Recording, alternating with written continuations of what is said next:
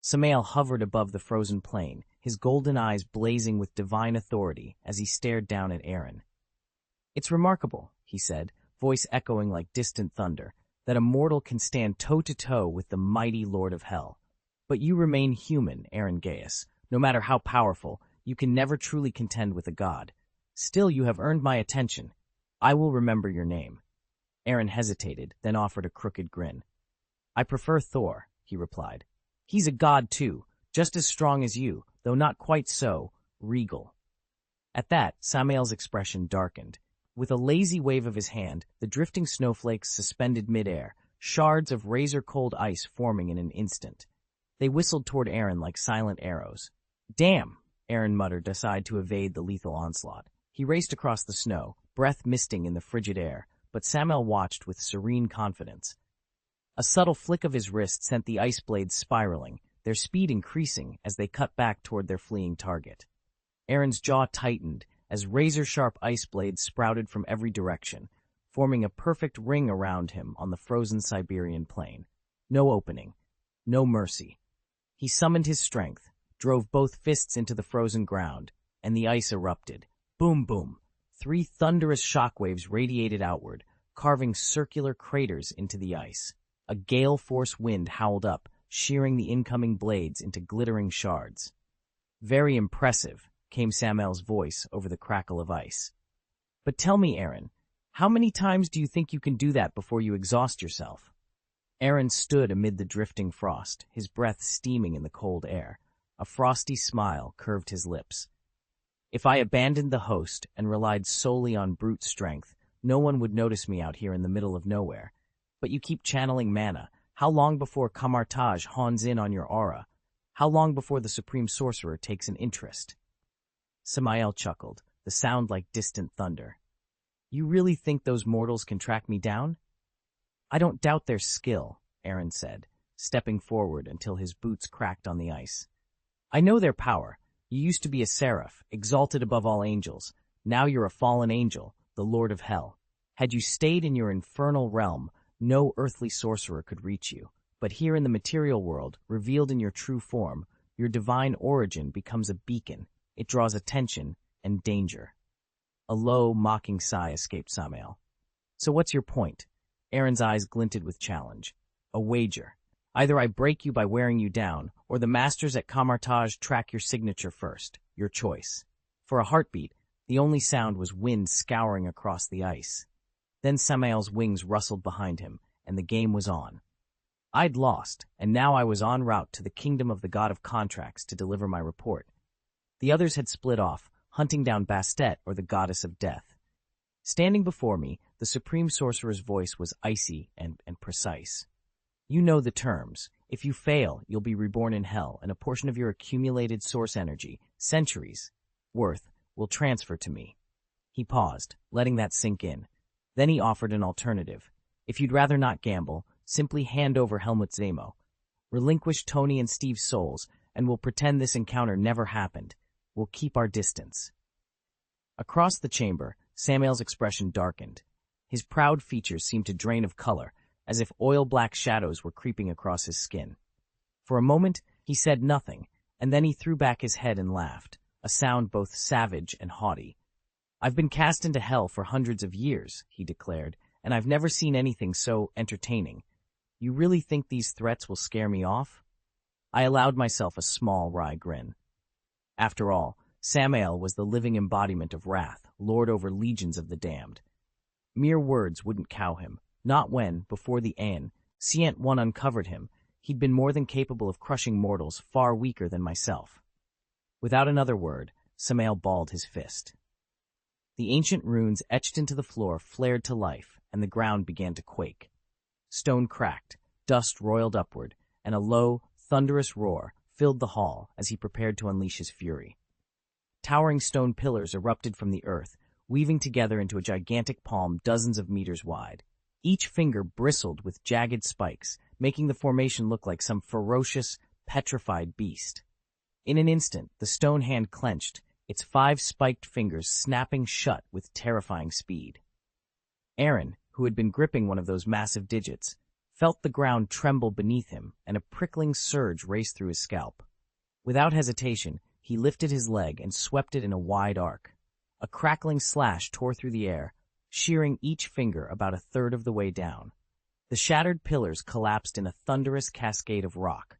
Leaping clear of the debris, Aaron sprinted from the crushing jaws of the ruined hand. As he bounded between the two remaining stumps, a mental alarm blared in his mind.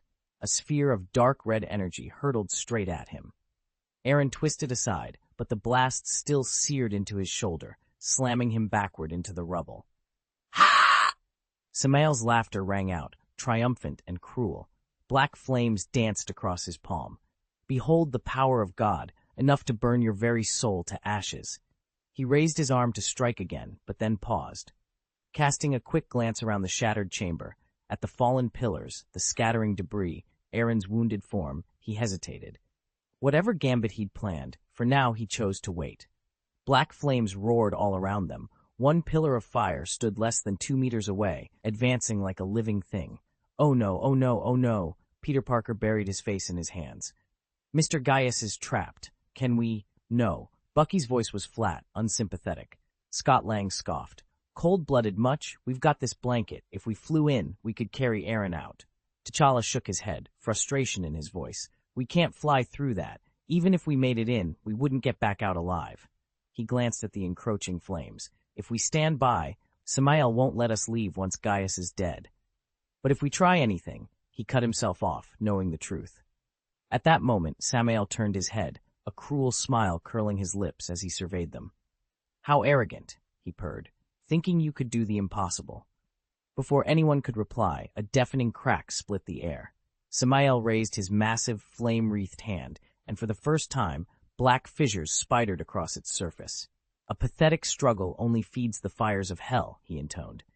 Then, with a single, jagged slash, something tore open the wall of black flame, rending it like paper. A jagged, 1-meter square slab of stone shot out from the rapidly closing rift. Aaron leapt onto it and soared away from the churning sea of fire. Relief barely had time to flicker across Peter Parker's face when Samael snorted and unleashed a sphere of dark red energy. The makeshift platform exploded into fragments, flinging Aaron backward as black flames swallowed him. No! Peter cried, scrambling to the edge of the hovering magic carpet. He looked ready to dive off and save his friend, until Bucky's metal hand caught his arm. Not yet, Bucky said, his voice a low promise. Your turn's coming. Samael hovered in midair, amusement curled at his lips as he surveyed the terrified passengers on the carpet.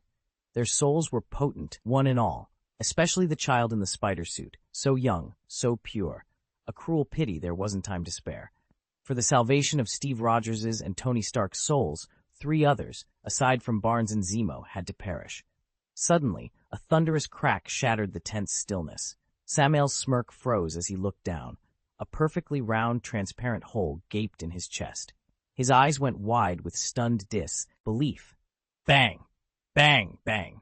The crack of gunfire rang out again and again, slicing the heavy air as the scene erupted into chaos once more. A sudden fusillade of gunfire shattered the stillness, golden bullets spraying from below with familiar precision. Samal bellowed in fury, gathering a sphere of dark red energy in his palms, enough, he knew, to obliterate anything in its path. He thrust it downward. Boom! The golden projectiles vanished in an instant, swallowed by the converging energy and reduced to ash in midair. Black flames roared up around the impact site, and the shockwave rippled through the void. For a dozen heartbeats, the world shook. Then, as the echoes faded, silence fell once more. From the center of the blasted ruins, a shape slowly emerged. Samael stared, astonished. So did T'Challa and the others, their eyes wide with disbelief. This can't be, Samael whispered. Who are you? A calm voice answered from within the wreckage. Aaron Gaius. Don't you remember? Aaron stepped free, dust and charred debris tumbling from his shoulders. Black embers clung stubbornly to his coat, but with a casual flick of his sleeve, he brushed them out. Hellfire extinguished as easily as candlelight. Samael's eyes flickered in agitation. Even the dreaded flames of the underworld had been snuffed out at a whim. Silence stretched between them, crackling with tension. In that moment, every warrior present realized that the man before them was no ordinary foe, and that the battle had only just begun. This isn't funny at all, Samael thought, until he saw the coat. He paused, eyes locking onto Aaron's flawless deep blue windbreaker. A divine weapon?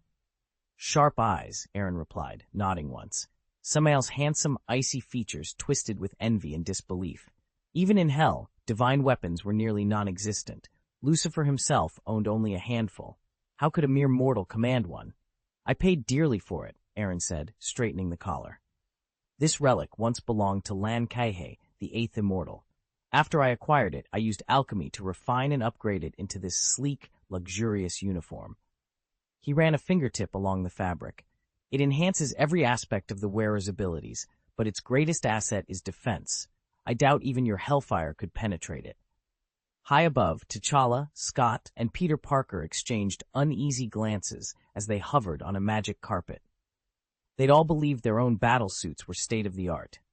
Now, for the first time, they felt their confidence waver. Even though the Black Panther suit, woven from pure vibranium, is built for close-quarters combat, its defensive power remains among the best on Earth.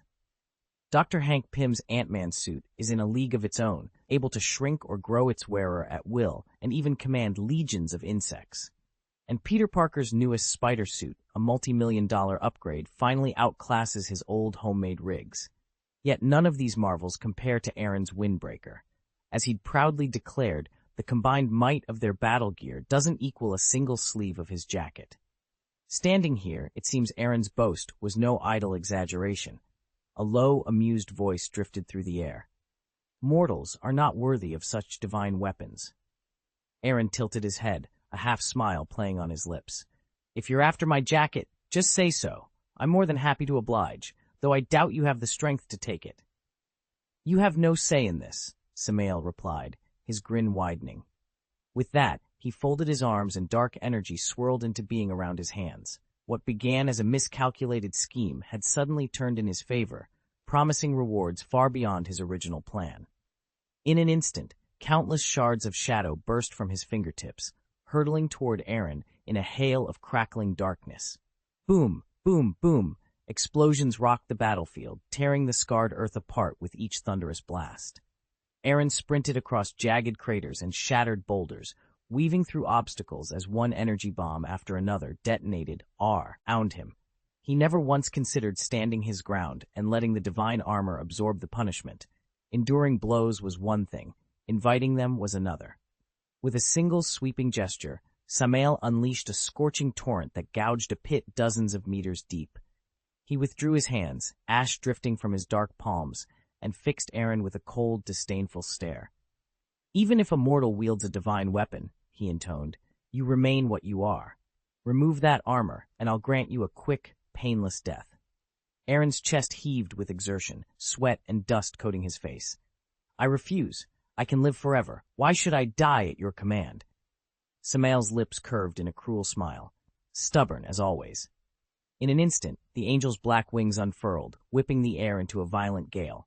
Above them, the sky shuddered shut beneath roiling blood-red clouds. From the swirling gloom poured a relentless swarm of bats, their eyes glowing with sinister light as they dove toward Aaron like living shrapnel. A sharp hiss escaped Aaron's lips. He steadied his dual blades, muscles coiling like springs. With no time to lose, he sprang forward and unleashed a blistering series of slashes, steel cutting through the oncoming tide. Determination burned in his eyes. He would not go down without a fight. Huge swarms of bats exploded into clouds of dust under the frontal assault, but their numbers were so vast that many slipped past the initial strike and slammed into Aaron from all sides. "Fuck!" Aaron shouted, spitting out curses as he tore backward across the cavern floor. High above, Abe, who had been circling in the open sky, stiffened, his ears twitching. In an instant, he banked hard and dove at full speed, his white wings carving two bright arcs through the gloom. "Roar! Master, I come!" The cry rolled down like thunder. The blood-red bats faltered as if struck by a wave of pure oppressive power. Their wing beats wavered. Then a lance of searing dragonfire streaked from the heavens, tracing a graceful curve before slamming into the closest bat and vaporizing it in a hiss of superheated air. Suddenly, a magnificent dragon, its scaled body stretching hundreds of meters, glowing with a soft blue-white light, hovered above Aaron. Its roar was so powerful it seemed to tear at the storm clouds overhead, momentarily parting them with sheer force. "Oh my God," Peter Parker gaped, disbelieving. "Is this really happening?" "I should have brought a camera," Scott murmured, wide-eyed. Then he shook his head. "No, I should have brought Dudu. She can brag about that for the rest of her life." T'Challa remained silent, his eyes widening beneath the panther helmet. Wakanda may revere Bastet, the panther goddess, but even she could not rival the beauty of this dragon. He'd already been thrilled just to glimpse the legendary demon lord upon leaving Wakanda, yet to stand before a creature so perfectly majestic and sacred, one that seemed lifted straight from myth, was something else entirely. Buggy's jaw twitched. He'd never seen Abe in full form before, and the idea that Aaron had somehow raised such a beast felt impossible. Only moments earlier, this little creature had been cooing in someone's arms like a playful kitten. Now it loomed with the quiet dignity of a god. "Thank goodness you showed up when you did," Aaron said with a relieved exhale, pivoting to glare at Abe. "Otherwise, I'd have docked you your food rations." Abe blinked, speechless. Samal cleared his throat, voice tight. "Is this really your dragon? Did Wu Shinmo actually tell you he'd raised one?" Aaron shrugged. "That's not exactly what he said." Samael managed a half-smile. "Well, I suppose that's not a problem, then." Aaron shifted uneasily. "The Abe you saw isn't usually that big," he explained. "When it confronts someone like you, it transforms into a full-grown dragon. The rest of the time, it stays small enough for me to cradle and stroke." Peter Parker stared at him in disbelief. "Did I hear that right? Mr. Gaius actually raised this dragon?" Bucky Foe roasted himself to stay calm. "He did. The kitten you've been petting is the very same dragon you saw." Chapter 1071, When Gods Clash, Chaos Reigns. Samael's eyes glittered with restrained fury. "You really think a dragon is enough to claim victory?" he snarled, grinding his teeth. Time and again, the battle had slipped beyond his control, and his irritation surged. Aaron gave a mocking shrug, palms open. "What makes you so confident? This is Earth, not Hell. Your infernal powers are stifled here. Besides, Abe isn't just any dragon. He's imbued with holy light, born to bind evil. He may not defeat you outright, but he'll hold you off until the Ancient One arrives." A cold laugh curled from Samael's lips.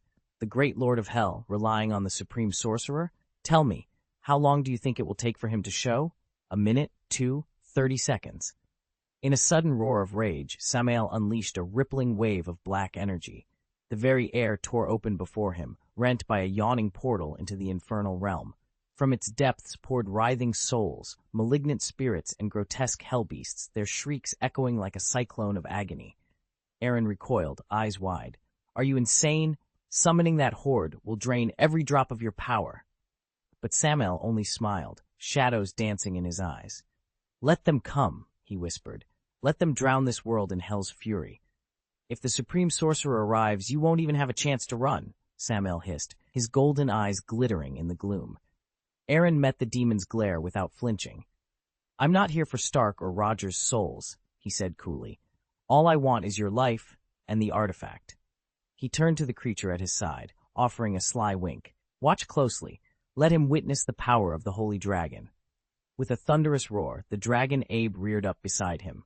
From its gaping maw poured a searing torrent of crimson flame, sweeping across the battlefield.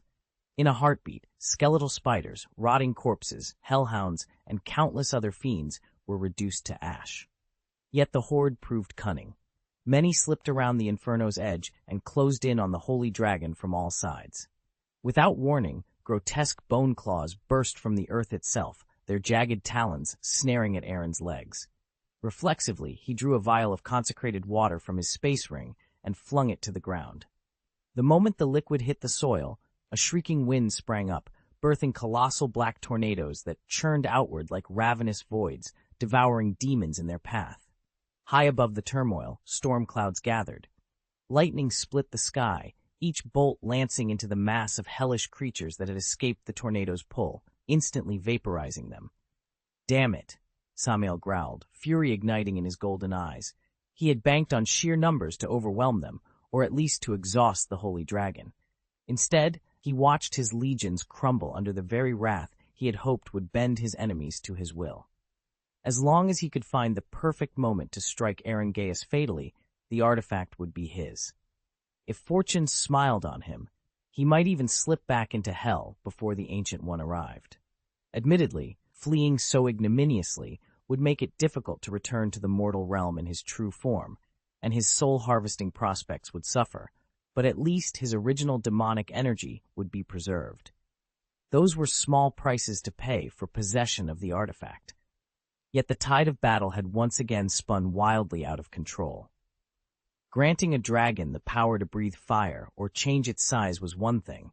Granting it dominion over elemental forces and celestial phenomena was quite another. Clearly, this was no ordinary worm. Samael knew he couldn't stand by any longer. He lifted his right hand, and with two sharp cracks of thunder, scarlet lightning condensed above his palm, coalescing into a spear humming with destructive power. In the next instant, the crimson bolt of energy launched itself at the storm-wreathed dragon. Abe sensed the threat. With a thunderous roar, the great drake reared back and unleashed a torrent of red fire from its jaws. The two forces collided in a deafening explosion. Boom! The dragon's fire met Samael's lightning in a deafening eruption. A violent shockwave ripped outward, shredding the storm-tossed sky and rattling the ground with tremors and gale-force winds. In an instant, Abe and Samael were hurled off their feet, hurtling through the air. Bucky, however, had anticipated exactly this. He guided his magic carpet beyond the blast radius, dodging the worst of the eruption. Peter Parker gaped as a towering mushroom cloud rose above the battlefield, its base yawning into a bottomless pit. He swallowed hard. The gods are fighting. Even when the alien army invaded Earth, we never saw power like this. I dunno, Scott Lang muttered, cheeks flushed with a mix of excitement and fear. I kind of wish I'd been rotting in prison back then, anything to avoid this. That energy alone could wipe out a small town. Through the lingering smoke, the dragon Abe flexed his broad white wings, shaking ash and cinders free. Charred patches marred his feathers, while jagged veins of red lightning crackled over the torn edges. Aaron threw up his hands, relief and irritation battling on his face. Stupid dragon, he snapped. I'm wielding a divine weapon here. Do I really need your babysitting too? Abe wouldn't have been hurt under ordinary circumstances, but he'd been clinging to the demon's claw when the energy blast erupted. Instinct kicked in. He spread his wings to shield Aaron, sacrificing his own safety to deflect the worst of the explosion. He faltered, unable to clear the blast radius in time. It's nothing, Master, Abe said with a forced, polite smile. Just a minor scrape, no need for healing magic. A good night's rest, and I'll be back to full strength. Aaron rolled his eyes, about to snap back, when a shrill mental alarm rang in his head. He dove sideways just as a colossal dark red axe sailed out of the lingering smoke and debris. Heart-pounding, he twisted away from the blade's arc, but then, in the axe's wake, a spherical burst of crimson energy detonated. The shockwave slammed into him, and though his divine armor absorbed most of the impact, it still hurled him from Abe's grasp.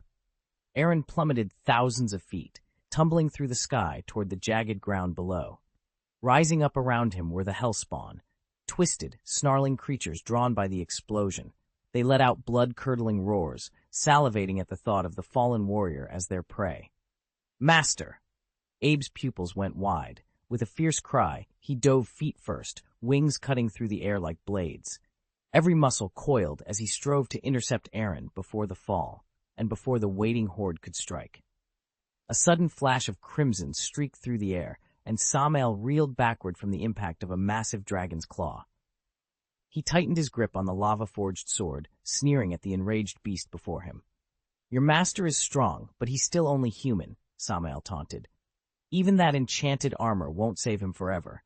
Once my devils strip it away, he'll be torn apart to the very marrow. However, if you surrender now, I might, just might, spare his life. A fair trade, wouldn't you say? Before he could finish, the dragon lunged again, roaring with fury. Its talons struck like thunder, and Samael winced as shockwaves rippled through the cratered ground beneath them. The creature's devotion to its human master was far fiercer than he had anticipated. Your loyalty will be your undoing, Samael snarled. With a guttural roar, he let his human form dissolve. His body swelled and twisted until he matched the dragon's towering bulk. Hellfire licked the edges of enormous wings. A pair of wickedly curved horns burst from his skull, and jet-black armor snapped into place, each plate etched with leering infernal runes. Now fully revealed as a mighty demon prince, Samael raised his blade, its molten edge casting an eerie glow across the battlefield.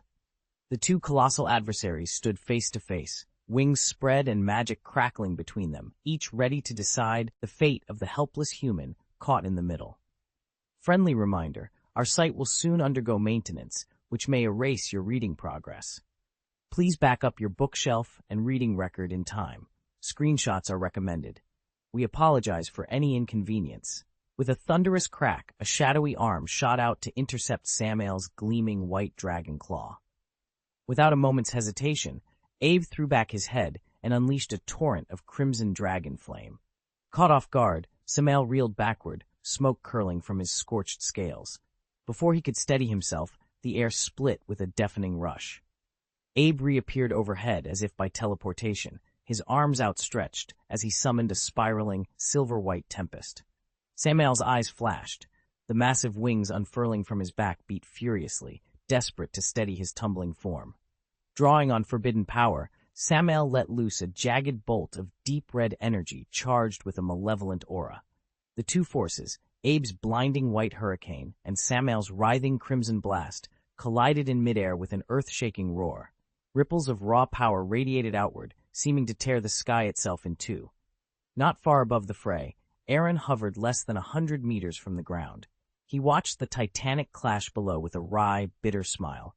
Samael truly lived up to his legendary reputation, and perhaps, Aaron mused, the masters of Camartage had been overly optimistic in their estimates. Camartage, the library. A pale emerald sigil hovered in the hush of the library's central chamber, projecting a live image of a raging battle in the Siberian wastes. The Ancient One sat cross-legged on a carved stone dais, a delicate porcelain cup of steaming tea cradled between her palms.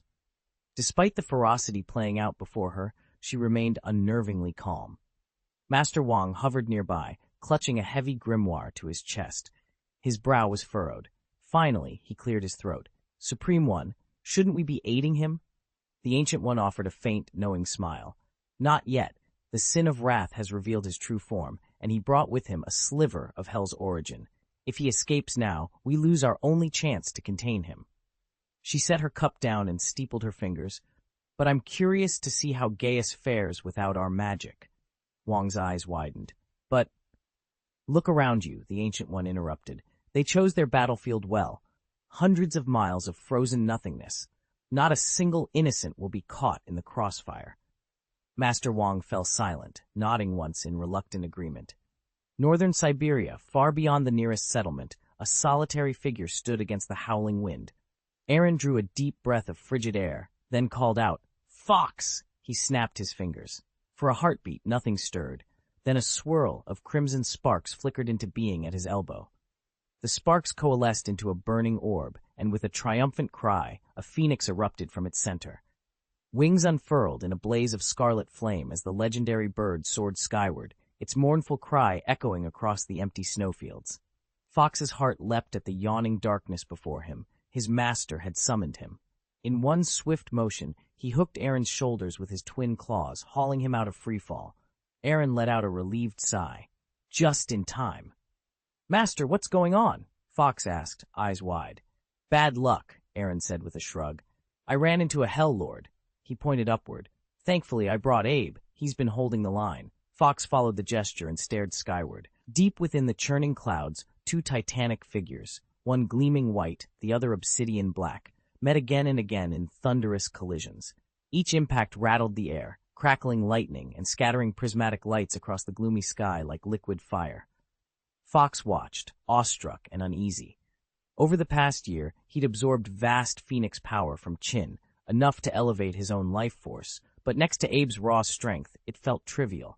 He still lacked the power to face such a demon in direct combat. The realization knotted his chest. He was nowhere near strong enough. "I thought I'd finally beaten Abe, but now I'm stuck pretending to be his grandson again. It's infuriating, and I hate it. When will I, have a chance to stand up on my own?" Peter Parker, sprawled on the magic carpet, pointed as if seeing a ghost. "What is that? A bird? I've never seen one so beautiful." Scott Lang chuckled dryly. "I didn't even believe dragons existed until that fight overhead. Compared to that, everything else seems almost reasonable." "Fair enough," Peter admitted. T'Challa's voice dropped to a reverent whisper. "That bird, I can feel its nobility." Bucky shrugged, sounding weary. "That's Phoenix, Aaron Gaius' second pet. I saw it napping on a branch once." Scott's eyebrows shot up. "Dragons, phoenixes, what else is he hiding?" Bucky's face went blank. He didn't dare mention the vampire Aaron keeps locked away in his manor. Samael's mood swings alone would make anyone think twice. Right now, the only real flaw in Aaron Gaius' perfect menagerie is that none of his creatures can fly on demand. Who would have guessed that, in addition to a dragon, he'd raise a phoenix too? "Damn it, why now?" Samael muttered, frustration and doubt flickering across his face, until a hail of fireballs roared toward him. Bang! Bang! Effortlessly, he swung his magma-forged sword, cleaving each flaming orb in two. Then he roared, "What are you waiting for? Tear him apart!" Below, the hellish horde stirred. Winged specters dove toward Aaron, followed by hulking, horned fiends. In an instant, a streak of crimson light sliced through the chaos. The great phoenix fox dove down, sweeping Aaron into his talons. With a powerful beat of his blazing wings, he carved a fiery arc into the sky, far faster than any demon could follow. "Master, there are too many of them," Fox called, spiraling higher to evade the throng. "Should we apparate away? You haven't seen the hostess in ages. This lingering could jeopardize." "Not yet," Aaron interrupted, jaw set. "Set me down soon, but don't tarry. If they track us, they'll warn kin." "Understood." Fox dipped his wings, ready to obey. Below them, the Hellspawn's frustrated roars echoed against the darkening sky, but for now, Aaron and his phoenix remained free. "Master, just say the word when you're ready." Aaron gave a slight nod and pressed his hand against the ring on his left finger. In an instant, a crimson motorcycle shimmered into being above them, then hovered in place. Supersonic, flight mode, click, click. The tires flipped vertically, jets hissed to life, and the bike transformed into a sleek hovercraft. Aaron relaxed. "Set me down." The fox demon loosened its grip, released Aaron, then erupted into flames and dissipated into smoky wisps. With a soft thud, Aaron landed on the vehicle. He twisted the throttle, sending the supersonic into a series of elegant drifts that kept distance between him and the hellish horde surging behind. "Really determined to catch us, aren't you?" he called over his shoulder, a grin creeping across his face. He jabbed a red button on the console. A mechanical whine filled the air as the bike's twin headlights slid inward, revealing black gun barrels. The body panels slid open too, exposing rows of cannon-sized muzzles before and behind the footrests. Supersonic attack mode was now fully engaged. Aaron let out a triumphant laugh as he banked the supersonic jet in midair. "I paid a small fortune for this beauty," he admitted, "but who'd have guessed its maiden mission would be against a demon? Totally worth it." With a confident smirk, he activated the weapon system. Jericho missile, launch! Chapter 1072, Unspeakable Envy, Jealousy, and Hatred. The second sun in the sky, boom! Boom, boom. Missiles roared from the bike's massive barrel in a furious, unrelenting salvo. Each warhead burst in midair, scattering into dozens of smaller rocks that pelted the ground with unmistakable precision. Flames erupted across the battlefield, but these weren't mere fire. They glowed with a potent, sacred aura that seared through even the toughest hellspawn. When the smoke cleared, the demon horde had been all but annihilated. Over 90% of the creatures lay smoldering in the ruins. Only a few dozen of the hardiest survivors, scarred, enraged, and incredibly resilient, still roamed the scorched earth. It was clear that ordinary firepower alone wouldn't finish them off. A couple more barrages would be required to cleanse the ground completely. Even so, the situation felt worlds safer than before. Scott wiped sweat from his brow and stared at the smoking crater. "Christ," he muttered, this could flatten an entire town." Peter Parker, still perched on the bike's transformed seat, gave him a wry smile. "Drop the could, Scott," he said, voice half in awe. "Have a little confidence. I knew this bike could transform, but I never imagined it would turn into a mobile rocket turret." "That's absolutely outrageous," T'Challa muttered, staring at the smoldering ruins. Seriously, where did he get all those warheads? He asked Bucky, brow furrowed. Stark Industries must know. They look like the old Jericho missiles, only miniaturized from the discontinued model. Bucky chuckled. Easy answer. He's an alchemist. Forging extra-dimensional tech is child's play for him, just like that ring he never takes off. T'Challa's mind raced. He'd have to secure one, or better yet, 2 of those rings when he got back. Surui could reverse engineer them in Wakanda. Down below, the Hellspawn had thinned out, and Aaron's forces were under far less pressure. With the immediate threat diminished, T'Challa ordered the artillery barrage to stand down. Even with boundless resources, he refused to waste a single shell. Each missile cost at least 7 figures, and Tony Stark, capitalist to the core, wouldn't sell them at cost. The best T'Challa could hope for was a modest military discount. Bang! Bang! Bang! Streams of multicolored beams erupted from the muzzle of the supersonic gun. Before the surviving demon from the bombing could even register its fate, an alchemical bullet, purified with holy water, struck true and turned it to dust in an instant. Samael, locked in combat with Abe, stared in disbelief. He had thrown every weapon into the fray, summoned legions of fiends, resorted to every cruel stratagem he knew, yet his opponent's unsporting tactics still caught him off guard. Time and again, the battle had veered into the impossible, and he, the sin of wrath and demon lord, found himself humiliated beyond measure. How could Kamartaj's super circle of suppression be here at all? Without that ward, neither this dragon nor the insolent mortal who continually dared to cross his boundaries would stand a chance. Fury consumed him, igniting the pair of devil horns atop his head into a burning red. "Go to hell!" Samael bellowed, ripping a jagged claw from Abe's grasp, and then, unleashing a searing shaft of ebony light hundreds of meters long, he hurled it straight at Aaron. A pillar of cold, inky energy tore through the sky, threatening to swallow everything in its path. Aaron wrenched the throttle to its limit, and his craft jerked upward in a blur of motion. By sheer luck, he cleared the blast zone just as the beam struck the ground below. "Son of a!" Aaron spat, then touched down and finished off the few fish that had wriggled free of his net. No time for mercy. With a roar of engines, he banked hard and rocketed back into the air, carving a path straight towards Samael, positioning himself between the demon and his ally, Abe. "If I'd been born a god like Thor," Aaron taunted, voice echoing over the wind, "or a flawless creation of thou, a divine like you, I sure as hell wouldn't have lasted past 20, and look at me now." Samael's eyes narrowed. Veins stood out on his forehead as black lines of fury crept around his temples. "Mortal," he snarled, "why don't you just die?" Aaron rolled his eyes, disbelief written across his face. "Really? That's your big question?" He shrugged, spreading his arms to emphasize his point. "I've got more money than I know what to do with, more gourmet food than I can eat, and," he cleared his throat, "more women than I care to count." Samael's glare deepened, crackling with dark energy. Yet for all his menace, Aaron's bravado refused to waver.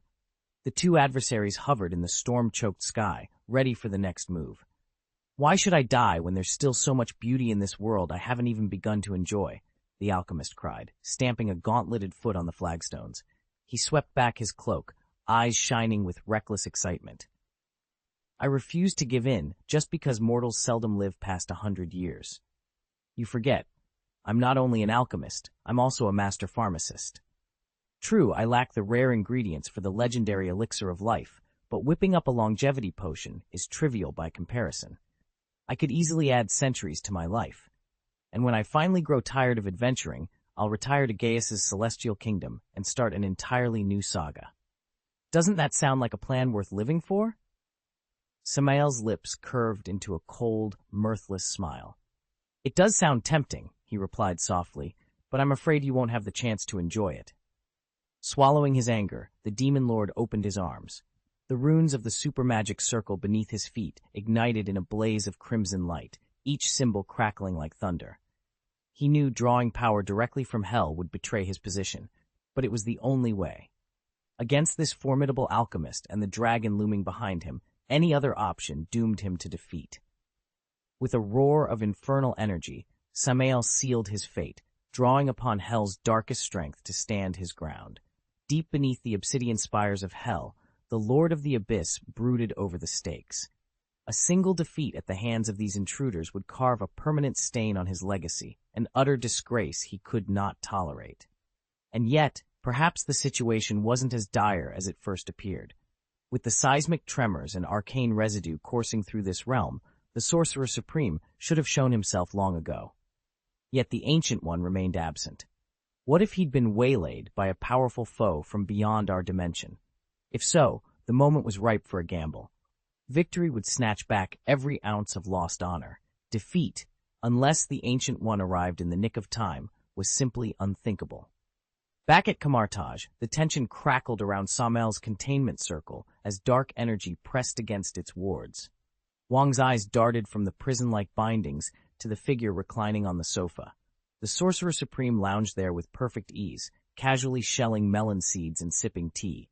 A mischievous glint danced in his eyes as he flicked another empty shell aside.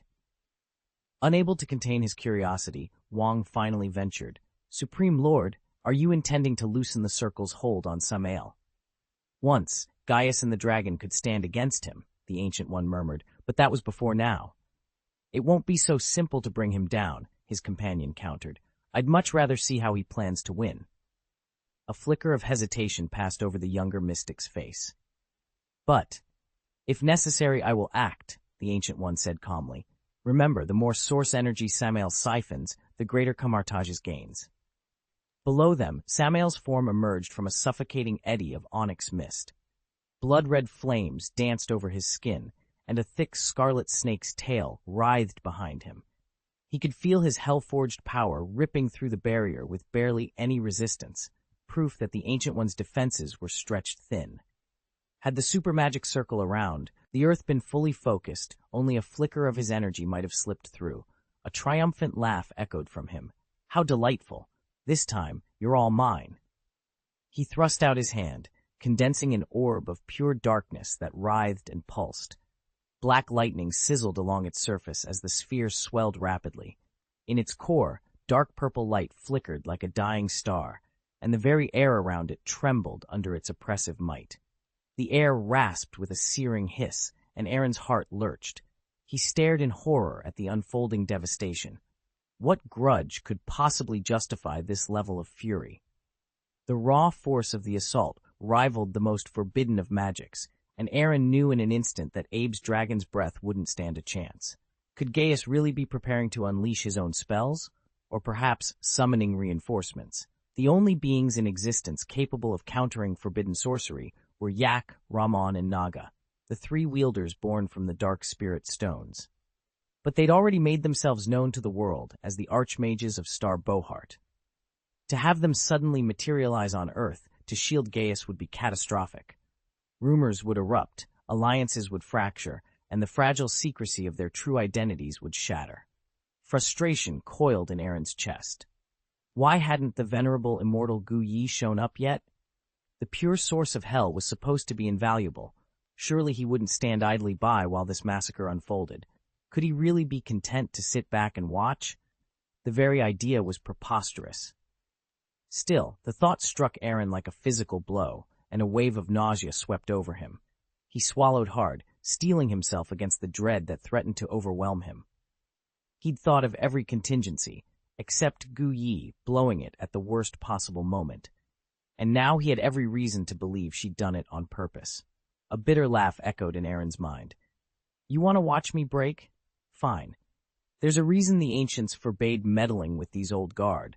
Those vipers live for this." He clenched the supersonic's handlebars so hard his knuckles whitened, then released them in a single, controlled breath.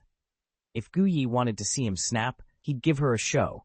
He'd channel the sin of wrath himself. If Camartage refused him, he'd seize that power on his own terms. With a flick of his right hand, he caressed the space ring on his left. In an instant, the demon hunter flickered into existence at his side. "Supersonic," Aaron said coolly. "I'm granting you full authorization to operate this weapon. Do you understand?" The motorcycle's headlights pulsed once, then brightened as a smooth mechanical voice answered, "Acknowledged, Master." "Good." Aaron vaulted onto the hovering bike, angling it high above Abe's head. "Engage combat mode." In rapid succession, panels slid and snapped into place. The sleek racing chassis split apart with metallic clicks, armored plates sealing over the engine, twin barrels sliding out beneath the frame, the headlights shifting to a menacing crimson glow. "Ready," the supersonic intoned, transformed into a lethal war machine. Aaron settled into the saddle, heart steady. Let them come. He was more than prepared to deliver the wrath they all so eagerly awaited. In midair, the supersonic vehicle's wheels folded inward and its chassis shifted, unfolding into a 2-meter-tall humanoid robot.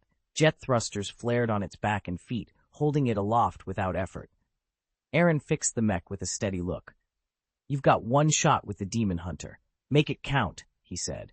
"Don't worry, Master. My targeting system never misses." The robot, supersonic, replied coolly. It snapped the demon hunter launcher into its grip and swung the muzzle toward Samael. In an instant, elemental energy grenades of every color whirled into formation before the barrel, crackling blue arcs of lightning, a spinning orb of shadowy power, and more. Beside them, Aaron reached out to pat the massive dragon head of his other ally, Abe. "When the he comes, go all out. I don't care how tired you get, and when we're home, I owe you a feast, braised lady fish, whole fish, just for you." At the mental image of a lavender-hued fish dozens of meters long, Abe's jaws watered. A low, excited roar rumbled from the dragon's throat. The scarlet flames and elemental energies converged into a single massive beam of deep crimson light. At the same moment, Samael unleashed every ounce of his power in a purple-black shockwave. With a deafening boom, the two forces collided, erupting outward in a blinding explosion. From a distance, it looked as if the very sky had been torn open, revealing a colossal sphere of white fire nearly a kilometer across. That sphere glowed like a second sun, bathing the frozen landscape in fierce, searing heat. Slowly, the white orb drifted to the left, and the purple-black wave surged forward, gaining ground in the clash. Samael threw back his head and laughed, ecstasy and triumph ringing in his voice. In that moment, every wound he had ever suffered, every slight, every humiliation, faded from his mind. No mere mortal could withstand an assault like this. Not even Aaron Gaius, armed with a divine weapon, could survive. He would be vaporized in an instant, and his soul reduced to ash. The hulking dragon that had torn at the sky and the strange mechanical golem that had appeared out of nowhere would disintegrate into dust on the wind. All that remained for Samael was to step through the aftermath and claim the divine artifacts for himself. Chapter Tanks. The tiny black dots skittering across the magic carpet might as well have been dead ants. Aaron paid them no mind. He inhaled deeply, eyes locked on the luminous sphere hurtling toward him. Even through the divine armor he wore, the blistering heat emanating from that white orb was unmistakable. There can be no more mistakes. Samael's voice cracked with desperation. "Without a second dragon, you will fall. You will die." Aaron's grip tightened on his spear. "A second holy dragon?" he murmured, eyes narrowing beneath his helm. "There is only one dragon of light in all creation." He hesitated, then let his words ring out louder, so defiant that Samael's chest constricted. "But what if I already have more power than you realize?" For the briefest moment, Samael's confidence faltered. This mortal, Aaron Gaius, had survived countless impossible battles. Now, the Lord of Hell, one of the 7 deadly sins, found himself staring down defeat at the hands of a mere human. And in that flicker of doubt, Aaron felt his chance. He planted his feet, raised his spear, and prepared to face the oncoming onslaught, determined to prove that even a single man, wielding a single dragon's power, could change the course of fate. Chapter 1073, a set of divine artifacts to stun the sin of wrath and harvest hell's origin. Samael's lips curled in contempt. "You must be joking. How dare you taunt the great demon lord at a moment like this?" With a roar of fury, he thrust both hands forward. The orb of searing white light that hovered between them tilted sharply to the left, its velocity increasing with every heartbeat. Abe and Supersonic redoubled their efforts, lungs burning as they unleashed gusts of breath and volleys of energy at the onrushing sphere. But their combined assault barely slowed its advance. The air crackled with malevolent power as the orb drew inexorably closer. "Alas," Aaron sighed, the weight of inevitability in his voice. "You've left me no choice." You all?" Samael staggered back, bewildered. "Who else is aiding you?" He scanned the battlefield as if expecting an unseen comrade to step forward. The great demon lord had never been so unsettled. Far above, nestled in the hushed sanctum of Kamartaj's library, the Ancient One paused mid-sip of her tea. She detected the surge of arcane energy rippling through reality below. A faint smile touched her lips as she set the cup aside. Let Gaius believe she was otherwise occupied. After all, unspoken assistance would invite no blame. Below, Aaron's gaze drifted skyward, as if locking eyes with the lone surveillance satellite that orbited silently above Earth. He spoke, half to himself, half to the heavens. I had hoped to resolve this without all-out devastation, but fate, it seems, has other plans. With that, Aaron drew in a deep breath, bracing himself for the final gambit, one that would either shatter the demon lord's ambitions or consume them all in a cataclysm of divine wrath. Aaron shrugged, a faint smile on his lips. In that case, I don't mind if the commotion only grows. Samael laughed derisively. What a joke. But his laughter died as Aaron produced a small box that pulsed with an eerie blue light. The air around them turned frigid. Even the bravest among them shivered. Is that the icebox? How did you come by such an artifact? Samael's confident facade crumbled. His voice shook with disbelief. He'd lived centuries, and he vividly remembered the frost giant's invasion of Midgard. Though King Laufey was defeated by Odin, the icebox had never lost its fearsome reputation. It was the greatest treasure of the frost giants. Let's not get dramatic, Aaron replied casually. A few years ago, I did Asgard a small favor. As a token of gratitude, Odin himself invited me into the royal vault to choose any treasure I wanted. I wasn't familiar with most of the relics, so I picked the frost giant's icebox, a gift from the All-Father, no questions asked. Samael stared at him, mouth agape. But you're not a frost giant. You don't have frost giant blood. This artifact won't function in your hands. Of course, you're right, Aaron replied with an unbothered smile, quickly shifting the topic. But a top alchemist only needs to convince the icebox that he has frost giant blood. That's child's play. With that, he grasped the icebox in both hands and unleashed its boundless frost energy. In an instant, a pale blue beam shot forth, merging into the dark red column hovering above Samael. The opposing lights twisted and flared, then erupted into a blinding white brilliance. The beam swelled by 50% in size, its radiance far surpassing Samael's own destructive aura. There was no contest. The white light engulfed the demon in a searing embrace. No, Samael howled, eyes wide with shock and disbelief as the searing radiance consumed him. He could feel his power draining away, stolen by the very artifact he had hoped to wield. The demon lord bared his fangs. Ancient One, mark my words, he spat, wrath and panic mingling in his voice. One day you will die. When that day comes, I will raise Kamartaj to its foundations and tear every last mage limb from limb. Even as the words left his lips, regret pierced him like a dagger. His power was slipping away, irretrievable. Elliot, in the face of Aaron's cunning alchemy, Samael's ambitions crumbled along with his energy, his vengeance unfulfilled, his defiance echoing in his final, fading curse. Ever since his birth, Samael has been God's angel, endowed with divine power on par with a demigod. That strength, however, comes with its own set of limits. No matter how fervent his will, he cannot surpass the demigod threshold. To grow stronger, he must draw upon mortal faith. After all, the might of heaven depends on the devotion of men. But when an angel falls to hell, there's a second path to power, devouring souls. Each soul consumed bolsters one's essence, but the process is agonizingly slow. Only the purest, most potent souls are worth the effort, and they command a premium wherever they're traded. Still, every scrap of that growth is truly yours. Samael's true form descended to earth in search of fresh souls. To avoid detection by the Ancient One, he, proud lord of demons, tread carefully, always watching for hunters and heroes. Today, however, fate intervened. He landed in the clutches of a single mortal. And not just any mortal. This one was downright perverse in his ambition. He wielded 2 divine relics, commanded both a holy dragon and a phoenix, and even rode a mount forged by advanced alchemy. Such a combination of artifacts had never before been seen in the entire universe.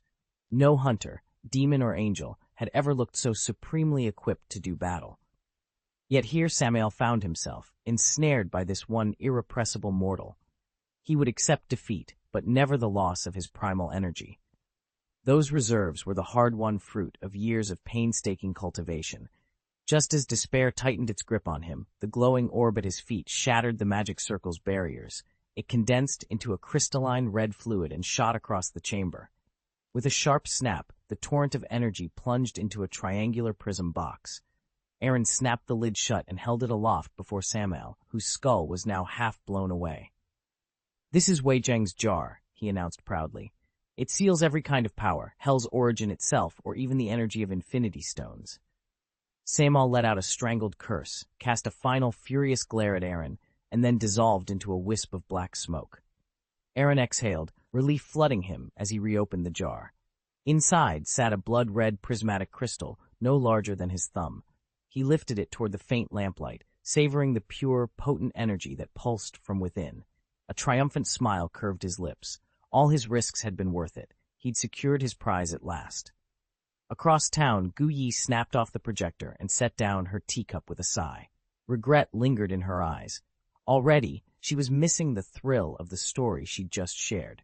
She'd enjoyed the spectacle, and even cracked a few of Aaron Gaius's cards, but she still hadn't uncovered the origin of Hell. For a moment, that gap in her knowledge left her feeling unmoored. When the gates of Hell opened, a tide of demons poured into our world. Luckily, the low-ranking fiends were mopped up almost immediately. Kamartaj's masters hardly needed to lift a finger.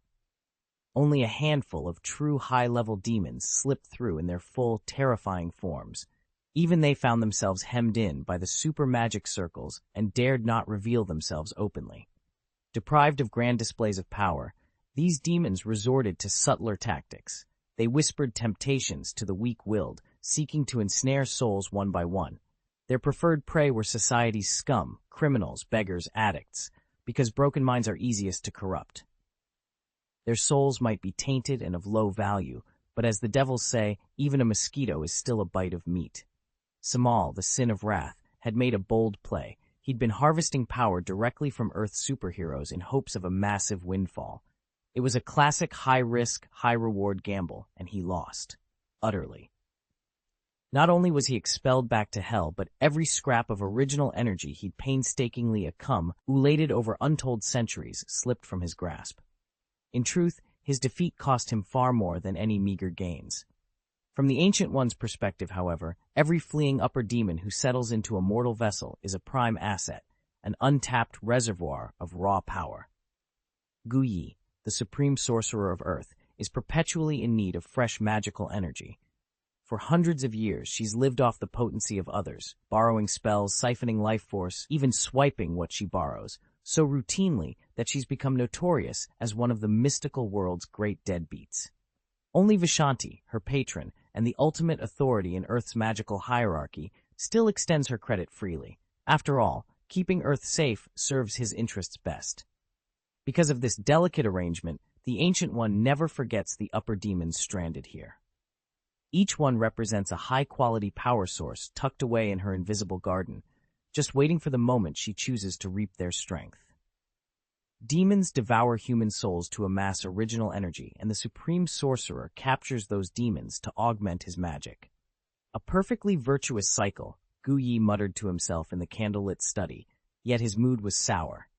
And still, I've lost the finest leek in my own garden. If only I'd harvested it sooner. Perched on his throne, the king frowned. "Supreme Lord, what lament is this?" "Nothing," Gu Yi replied with a dismissive wave. He drew a shallow breath, steeled himself, then traced a sigil in the air. A rippling portal snapped open. "I must see Beelzebub at once. I can't allow him to get cold feet." With a swirl of his robes, he stepped through the gateway, leaving courtiers exchanging uneasy glances. Beyond the palace walls, Aaron leapt onto Supersonic's saddle just as the demon steed shifted to flight mode. His tiny familiar Abe, wings draped limply at his sides, had shrunk to half his usual size, the toll of their last magical showdown. Exhausted, Abe tucked his head beneath Aaron's chin and closed his eyes. "This is the first time I've ever run truly empty," Abe murmured, voice barely a whisper. He yawned, snuggling into the warmth of Aaron's arms. "Don't forget my lady fish. That's my due reward." Aaron cracked a grin, gently stroking Abe's down feathers. "Don't worry, you're mine. No one else can spoil you like I do. He clicked his tongue, and supersonic shot forward in a blur. Below them, Bucky and the others had already landed. As they touched down, Aaron called out, "Mr. Barnes, we're back, and we've got one very tired little demon in need of his promised treat." With Abe safe and Aaron's party reunited, the next phase of their plan was ready to begin. Peter Parker could barely contain himself. He waved at Gaius, eyes shining. "That was amazing. I mean, Abe is huge. I've only ever seen dragons in fairy tale books. And that motorcycle, I knew it transformed, but I had no idea it packed so much firepower." He went on and on, voice echoing through the clearing. Aaron finally stepped forward, half amused, half exasperated. "Okay, that's enough. I get it. You're excited. But keep it down. Abe's injured and exhausted. He needs to rest." "Right, sorry." Peter reddened, immediately lowering his voice and slowing his speech. "Understood." He glanced back at the dragon, still sprawled and breathing shallowly. Tentatively, he asked, instead of just touching him, could I hug him? He's a dragon, after all." Gaius chuckled and shook his head. "Only his owner, and right now that's me, has free reign. After me, it's my family, and cute, pretty girls. If you're not worried about waking him and getting singed, you're welcome to try. Just don't say I didn't warn you." Peter swallowed, suddenly unsure. "Oh, okay. Maybe I'll just stick to admiring from over here." "Never mind," Peter Parker said with a rueful smile, turning to Supersonic. "Can I?" Supersonic cut in with a grin. "Sure, if you don't mind plummeting 10,000 meters." Peter shook his head. "Right, guess that's a no." Aaron cleared his throat, adopting a gentle but firm tone. "Exactly, kid. Curiosity is good, but there are limits. Some things you just can't handle." He glanced at T'Challa, Scott, and the others. "So what did you see back there?" Scott laughed dryly. "Honestly, a clash of gods. Those were the legendary 7 deadly sins. You beat them. Even when Samael vanished, we could feel his rage." Aaron shrugged. "Well, it makes sense when you think about it. I've got top-tier equipment, defensive artifacts, long-range offensive relics, 2 divine beasts at my side, an alchemical mobile turret, and artillery that could rival a minor god's power. Samael might be a demon lord, but his abilities are finite, and he couldn't break through my divine armor." T'Challa raised an eyebrow. "Where did you get all that?" A slow grin spread across Aaron's face. "Some I purchased, some were gifted to me, and a few I crafted myself."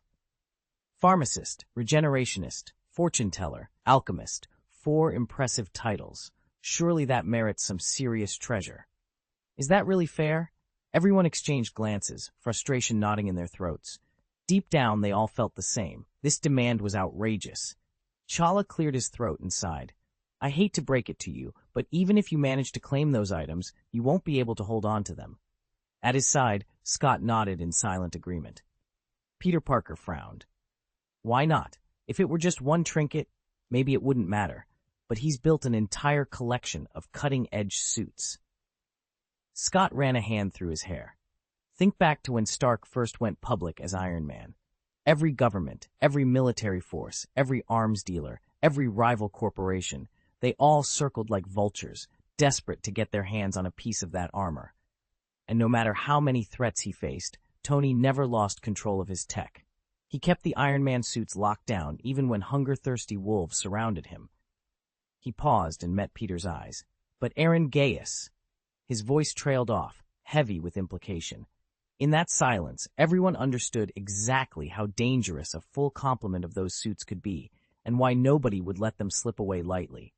"Except for his godlike armor, he's just a man," Scott muttered, recalling the massive gouge Aaron had torn into the ice with nothing but his bare hands.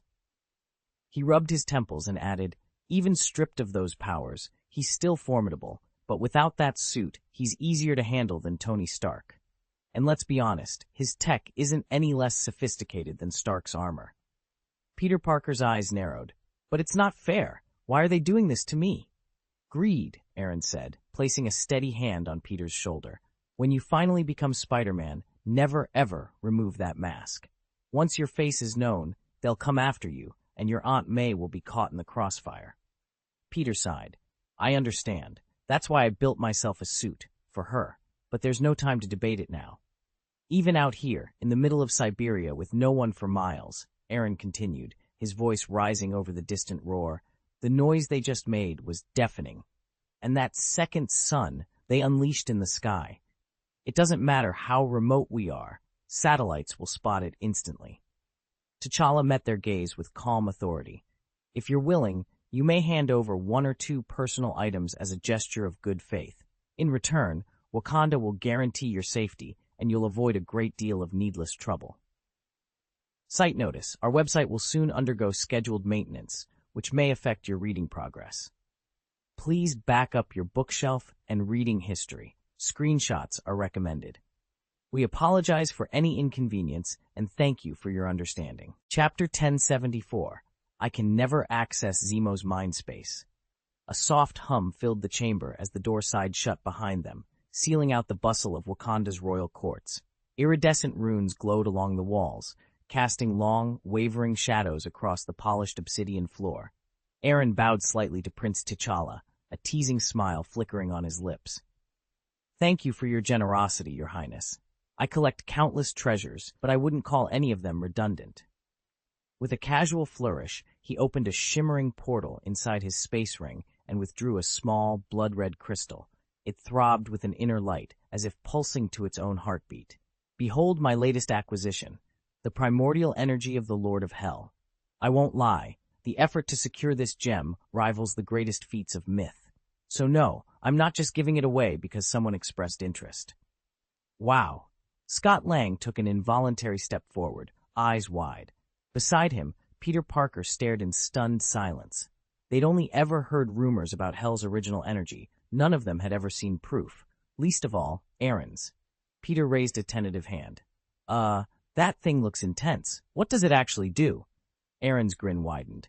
First, the energy contained in this crystal could meet a modern nation's power needs for centuries. Second, its pure hellish essence, painstakingly gathered by Samael over hundreds, maybe even thousands of years.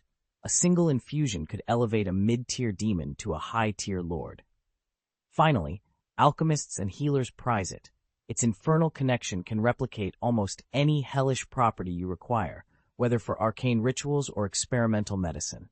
Scott and Peter exchanged glances, their excitement tempered by the weight of Aaron's words. This wasn't just a curiosity, it was a force of breathtaking power and untold danger. Because the damned souls are inherently immortal, they can be resurrected over and over, though each revival inflicts unimaginable agony. That very property makes their essence perfect for the ultimate elixir of immortality.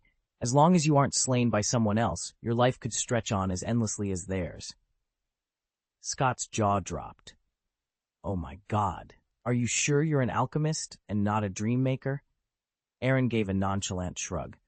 Labels don't matter. What matters is that this soul essence is of the highest grade. It can sustain a remarkable number of runic enchantments. With it, I might finally forge a bullet blessed with 9 runes. I've always considered myself among the finest alchemists, but so far I've only managed 8-fold enchanted projectiles. The leap to 9 has eluded me. No matter how many hours, how much energy, or how many rare reagents I poured in, I never got a single success. It's like there's an unbridgeable gap between the 8th and 9th enchantments. But this origin essence, it gives me hope. Even if it yields only 1 bullet, at least I'll have a glimpse of that higher plane of power. The chamber was quiet, except for the soft hum of residual magic. The alchemist leaned forward, her eyes serious. More importantly, she said, that bullet's power is off the charts. It could maim or even kill the father. T'Challa frowned. You keep calling him the subfather. Who exactly are we talking about? She lifted a finger as if ticking off names on an invisible list. The subfathers are Thor, the god of thunder, Laufey, king of the frost giants, Bastet, the Black Panther goddess, and Samael, the demon lord. T'Challa's jaw tightened. Why single out the Black Panther goddess? A warning, perhaps? He forced himself to press on. This crystal, he said, holding up the glowing gem, is worth as much as all your gear combined. What do you intend to do with it? The alchemist closed her eyes for a moment, sighing. It's already been fully refined. No dusty display piece.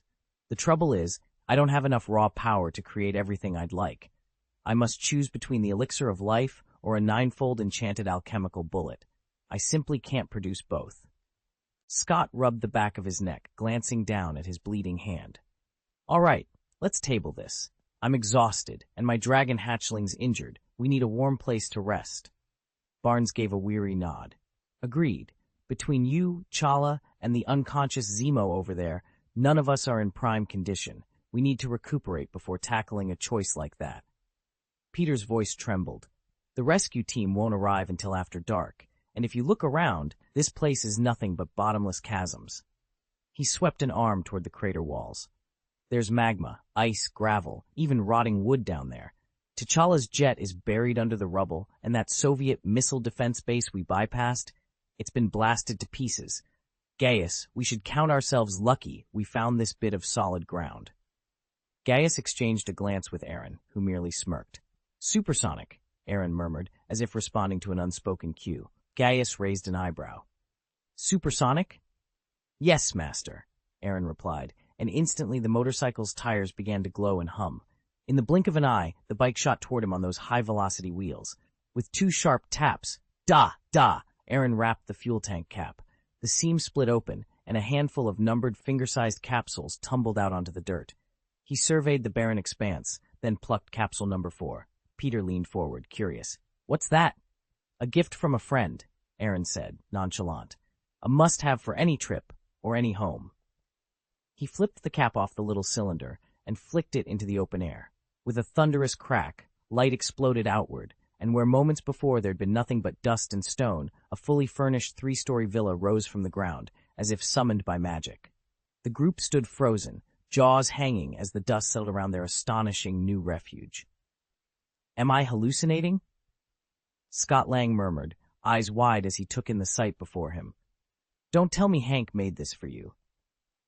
Peter Parker shook his head, a small smile playing on his lips. Not Hank. This is a universal capsule, specialized spatial compression and folding tech. It's completely independent of PIM particles. Scott's jaw dropped. So it's from your friend? What kind of friend gives away luxury real estate like this? He gestured at the villa. The style was refined, even extravagant. A place like that would take him and Aunt May a lifetime of scrimping just to afford, and they still couldn't shrink it down into a pocket. Peter tucked a strand of hair behind his ear. He's not just a friend, he's more like a brother, closer than any blood relative.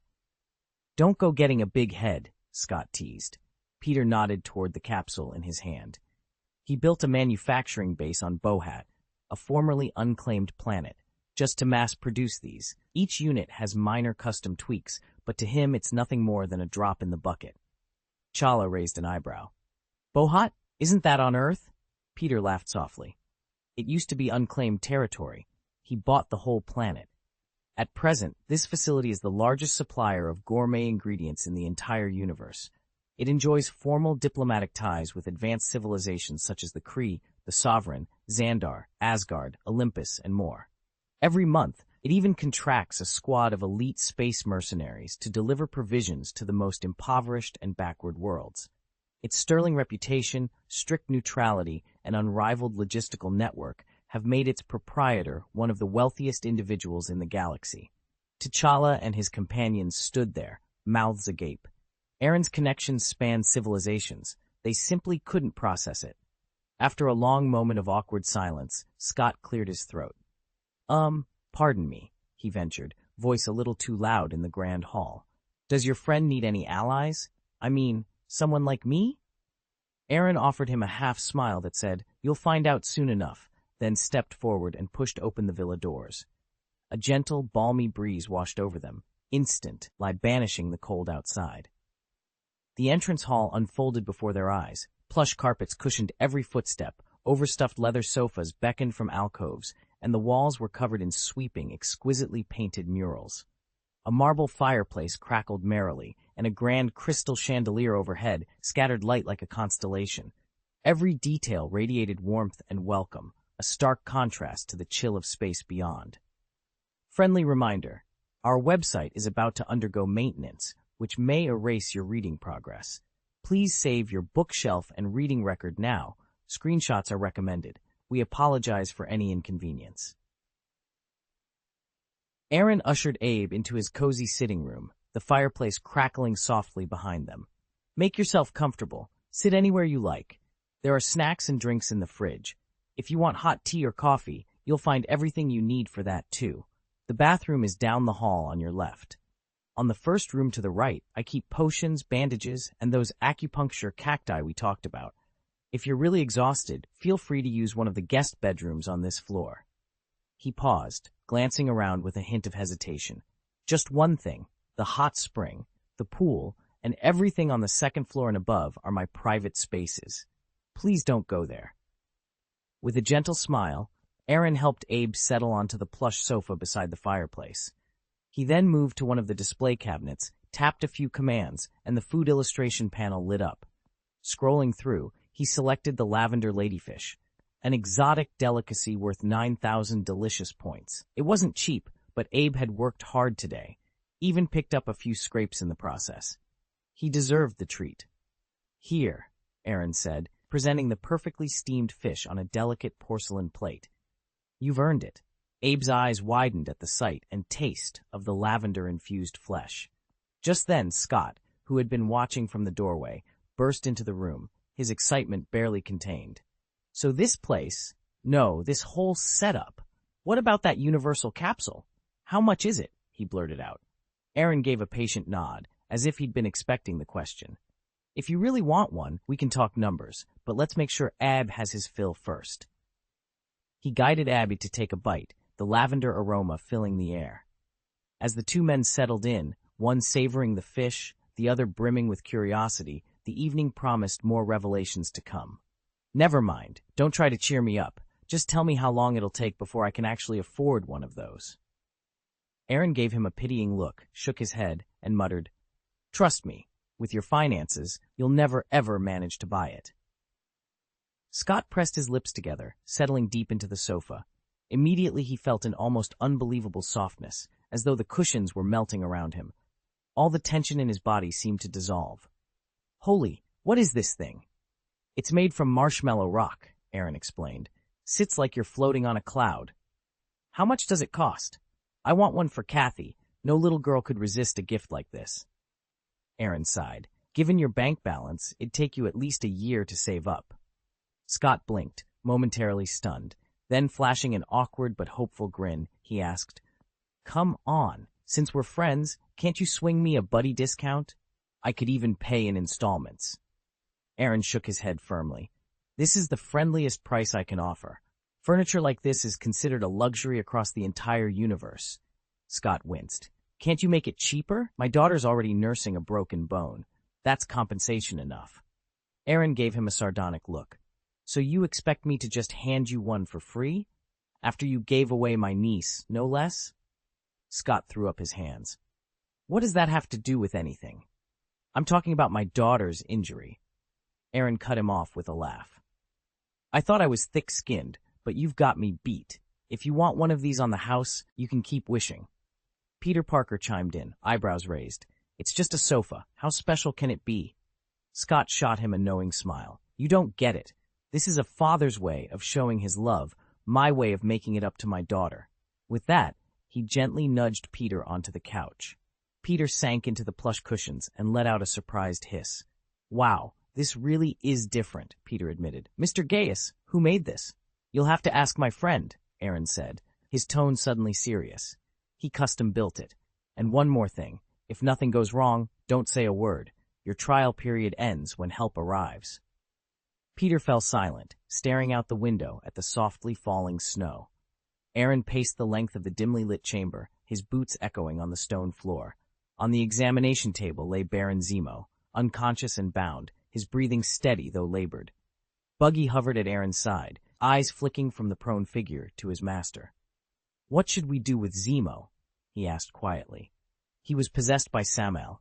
If Samael orchestrated that UN building explosion, then Zemo might be as much a victim as anyone. Chala stepped forward, his voice low and authoritative. "Possessed or not, Zemo was there. Nearly 100 people died. He must answer for his part in this carnage." Aaron stopped pacing and smiled faintly, tilting his head. "Let's hold our judgment until he wakes," he said. "This isn't a simple parasite. Samael can seize control of its host's emotions, override their will, even reshape their memories. Zemo may not recall a thing he's done over the past few days. Those who serve the devil are often the most pitiful." Buggy's eyelids fluttered. Aaron was already crafting Zemo's defense before the prisoner had even regained consciousness. Predictable and dangerously convenient. All they had to do now was persuade Zemo to sign their contract once he came to, and everything would be resolved on their terms. Buggy trusted in Aaron's uncanny skill at negotiation. Perhaps the moment Zemo reopened his eyes, he would see reason and sign. Buggy forced a nod. He'd play along. After all, in Aaron's hands, the devil's game was never as straightforward as it appeared. Aaron lay back on the sofa, blankets pulled snug around his shoulders, breathing slow and even. As the others sat in quiet anticipation, his spirit slipped free from his body. He'd briefly considered using Kirigen Naraku to hypnotize everyone at once, but he'd abandoned the idea. These were seasoned superheroes. If one or two drifted off, it could pass as coincidence. But if all of them fell asleep, that would be too obvious, too suspicious. Silently, Aaron's soul drifted toward Zemo. A faint sheep-shaped sigil flickered in his pupils as his spirit dissolved into mist and seeped into Zemo's inner world. Immediately, he found himself in a blood-red realm suffused with fog, an atmosphere heavy with hatred, pessimism, and a lingering despair. Churning sandstorms filled the sky, the air so thick it was almost choking. "Tsk, tsk," Aaron murmured, feigning disappointment. With a graceful flick of his wrist, he parted the swirling sands. Then he whispered the words of a powerful luminance spell.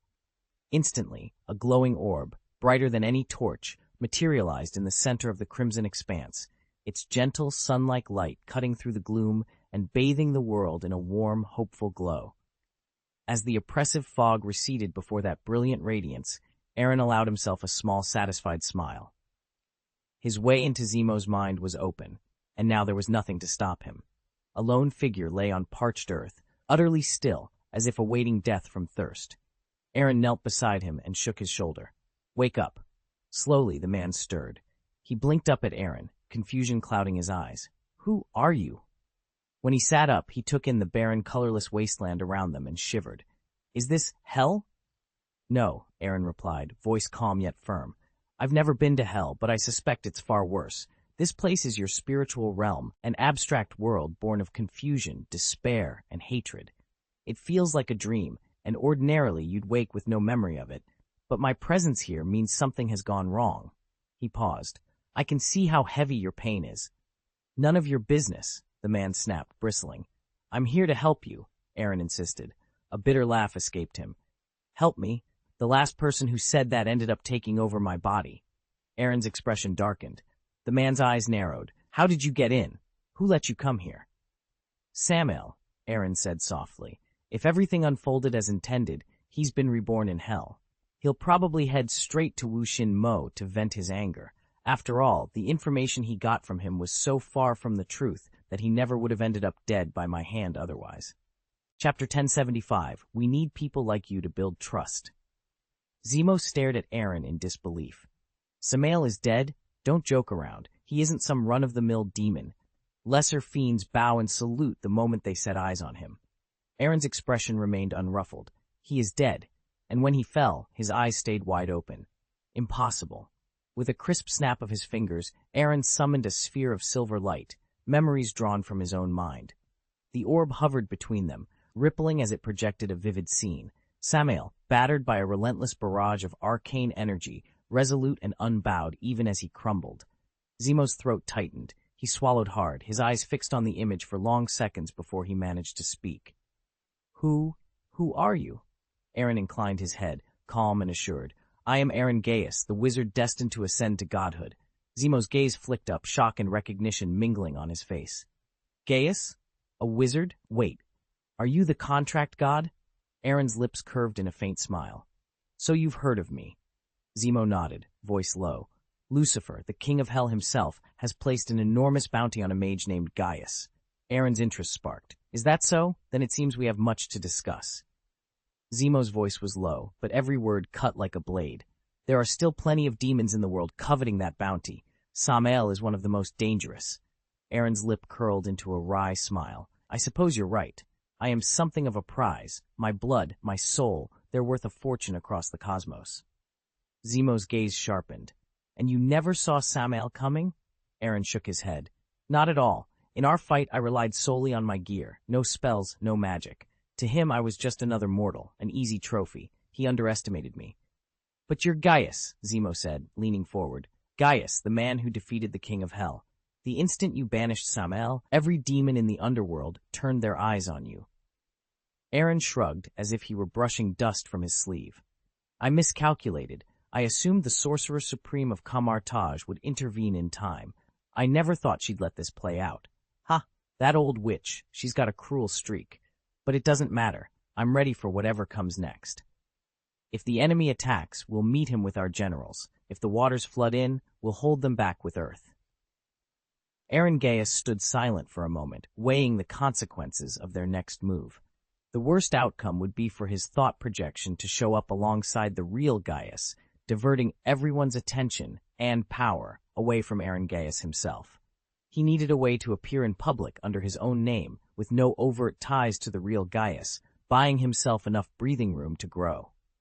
What do you need me to do? Zemo asked, eyes narrowed in curiosity. Aaron shook his head. It's too cramped here. Follow me. Before Zemo could react, Aaron stepped forward, and together they slipped into Aaron's spiritual realm.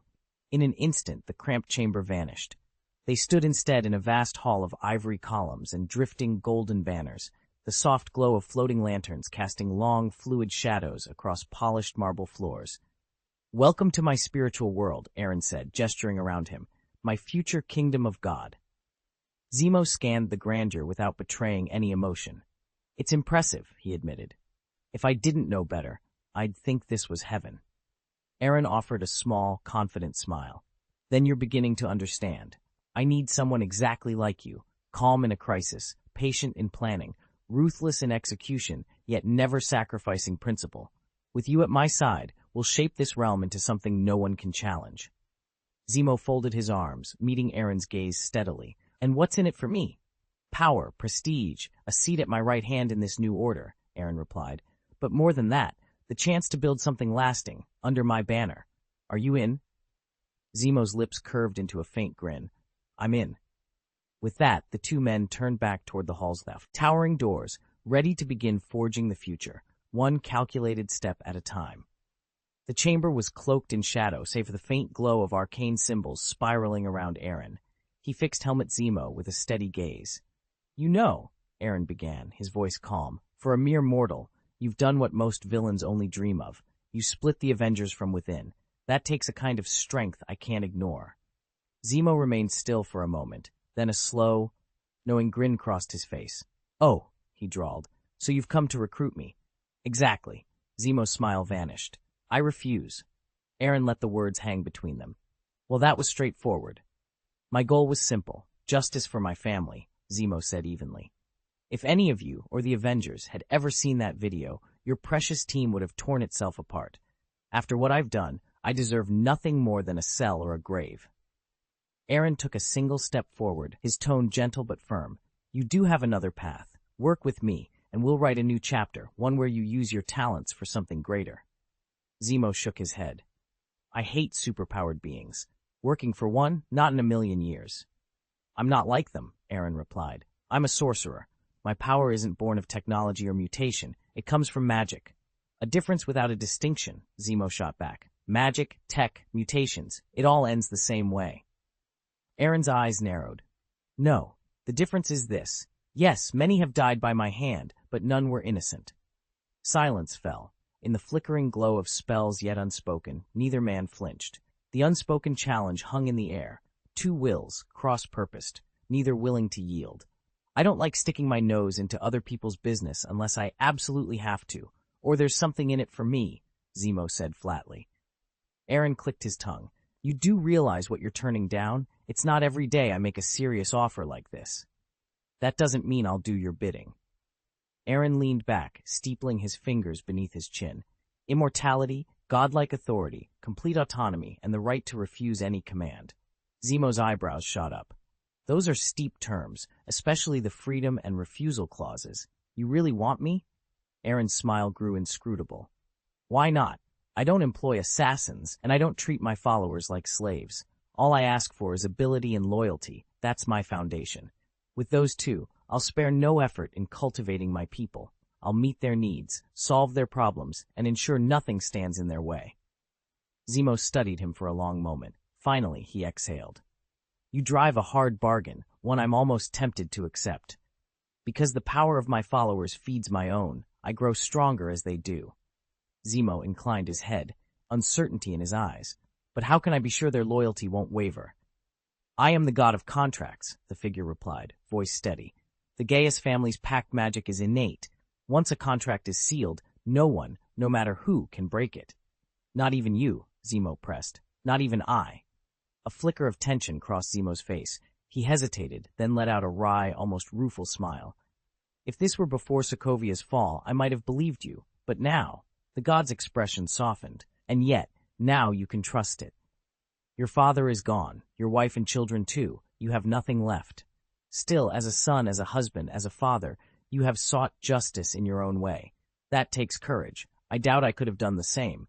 Your family would not want you to give up on yourself. They would want you to pick yourself up and embrace a new life. Zemo pressed his lips together and exhaled a slow, murky breath. Your words are kind, he said quietly, but you're not them.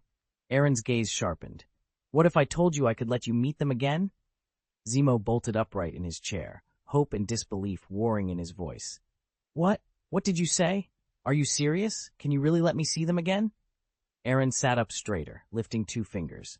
Magic Anne, the miracles go hand in hand, and the miracles I command are beyond anything you've imagined. He paused, hesitated, and raised a 3rd finger.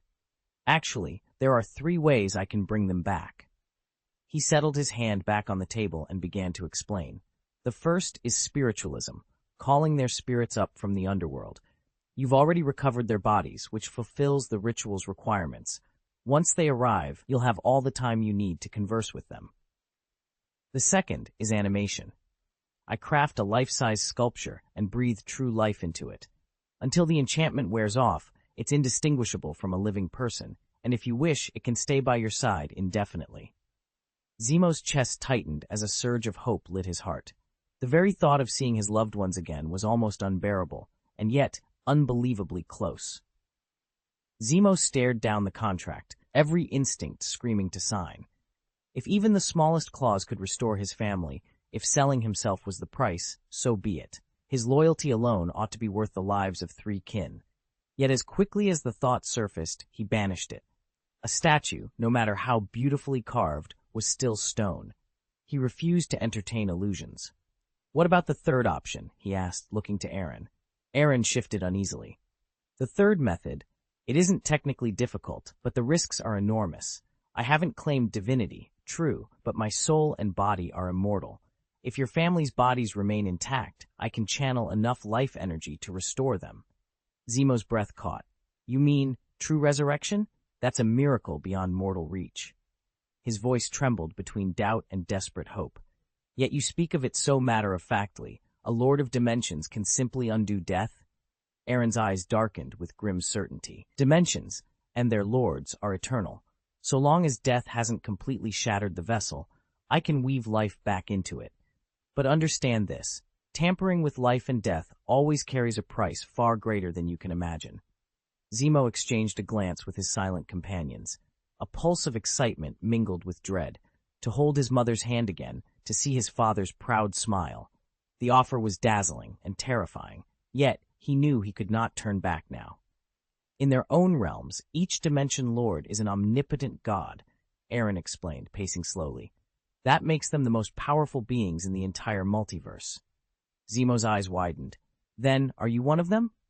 Aaron offered a small, embarrassed smile. If you've studied the Holy Court, you know who the contract god is, the creator of souls and master of shadows. Right now, you're standing in my spiritual domain, a pocket universe I filled with every fragment of beauty I could imagine. It's a dreamscape, though, not a true dimension, but I do govern a genuine shadow realm, and in that world, my authority is absolute. Zemo swallowed hard. I'll take the 3rd option, he whispered, voice trembling. I'd sacrifice everything to bring them back. A heavy silence fell. Aaron shook his head, regret etched on his face. No, Zemo, you must choose one of the first 2. Why not the 3rd? Zemo demanded. Isn't it the simplest way? Can't you just restore their lives? Aaron's expression darkened. I warned you, the risk is astronomical. When a soul departs its body, it falls under the care of the goddess of death. She's one of the 5 creation gods, a multiversal deity. Interfering with her domain means courting disaster on a scale you can't imagine. To be blunt, Aaron said, resurrecting them means bargaining with him. I'd have to trade the souls he demands for something equally or more precious, like the origin or a vast store of life force. But if I do that, he will immediately see who I really am. He paused, weighing his next words. I suspect my ancestor once brokered deals with the gods of creation. I don't know if they were friends or enemies. If they once stood as allies, even if that friendship has since frayed, I could strike a fair bargain, and they'd probably honor an agreement to keep my identity secret. But if there's a grudge, then the very soul I need is the same one the death goddess seeks to obliterate, and revealing my true self would echo across the entire multiverse, alerting every deity to my presence. He shook his head. It's a gamble. We'd pay the entry fee, but at best we have a 50-50 chance of success. We can't afford to lose. Yet, as bleak as it sounds, if you never take the risk, you'll never win. Zemo ran a hand through his hair, frustration etched in every line of his face. Then why tell me about this third method, he demanded. Aaron's words had landed like a stone. Zemo knew all too well the agony of failing to protect those you love. If he lost their souls as well, it would be as if the sky had fallen in. After finally glimpsing hope, it was snatched away in an instant. The chasm between them was so vast that Zemo could hardly bear it. Trust has to be earned, Aaron said bluntly. I've told you there's a way, and why I'm capable of it, yet choose not to. I'm simply trying to avoid needless misunderstandings down the road. Zemo's voice wavered. What if I still refuse? Aaron folded his arms. You can turn me down once, twice, even 3 times, but not 4. If you remain adamant, I won't force you. Opportunities like this are rare, but it doesn't have to be yours. Just know that before I go, I'll erase every memory you have of me. After that, your future won't be tied to mine. That's considerate, Zemo said with a bitter smile. Walking on thin ice means you're bound to slip up. All we can do is minimize the risk. Aaron's tone softened. Then choose, method 1 or method 2. Zemo bowed his head, hiding his face in his hands. I'll take the first, he said quietly. If I win, I'll serve you. Aaron raised an eyebrow. Did you really change your mind that fast? Zemo looked up, eyes resolute. I know what people will say. Call me desperate, a sellout, but I have no other choice. I may deceive myself, but I cannot refuse their kindness. Seeing my family again is a blessing I can't turn down, so the choice was easy. Zemo's voice was calm but firm. He paused, then added, However, I need details. What exactly do you require of me, and what compensation can you offer? Your last explanation was too vague. Aaron Gaius offered a small, knowing smile. Of course. He extended a hand, and in midair, a parchment contract hovered, its edges curling outward. At the same moment, 10 vividly colored potions, ruby red, emerald green, sapphire blue, and more, materialized on the table between them. Zemo paid the potions no mind. He leaned forward and studied the contract with unwavering focus. Clause 1 declared that the signee must pledge body and soul to Aaron Gaius, an absolute prerequisite for loyalty. Clause 2 guaranteed the signee the right to refuse any of Aaron's demands that ran contrary to moral or equitable standards, ensuring respect for the follower's conscience. Clause 3 affirmed that, so long as they did not directly contravene Aaron's commands, the signee retained full personal freedom.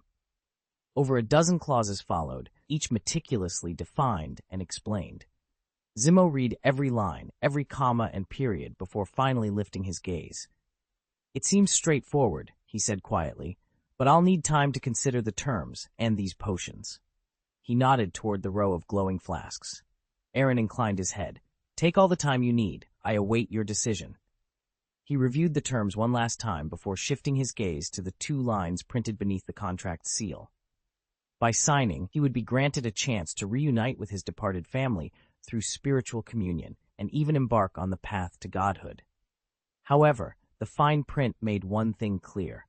All ultimate interpretations of this agreement rest solely with Aaron Gaius. Directly below, a site-wide notice blinked on the screen.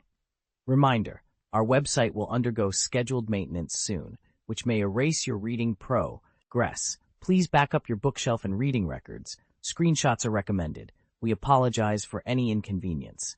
He paused, heart-pounding, as he weighed the promise of power and the price it might demand. Zemo forced a smile. There doesn't seem to be any problem with the contract. There never was, Aaron replied, leaning back in his chair.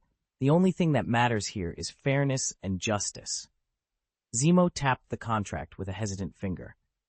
Then why is one clause so vague? What does it mean that the final right of interpretation belongs to Aaron Gaius?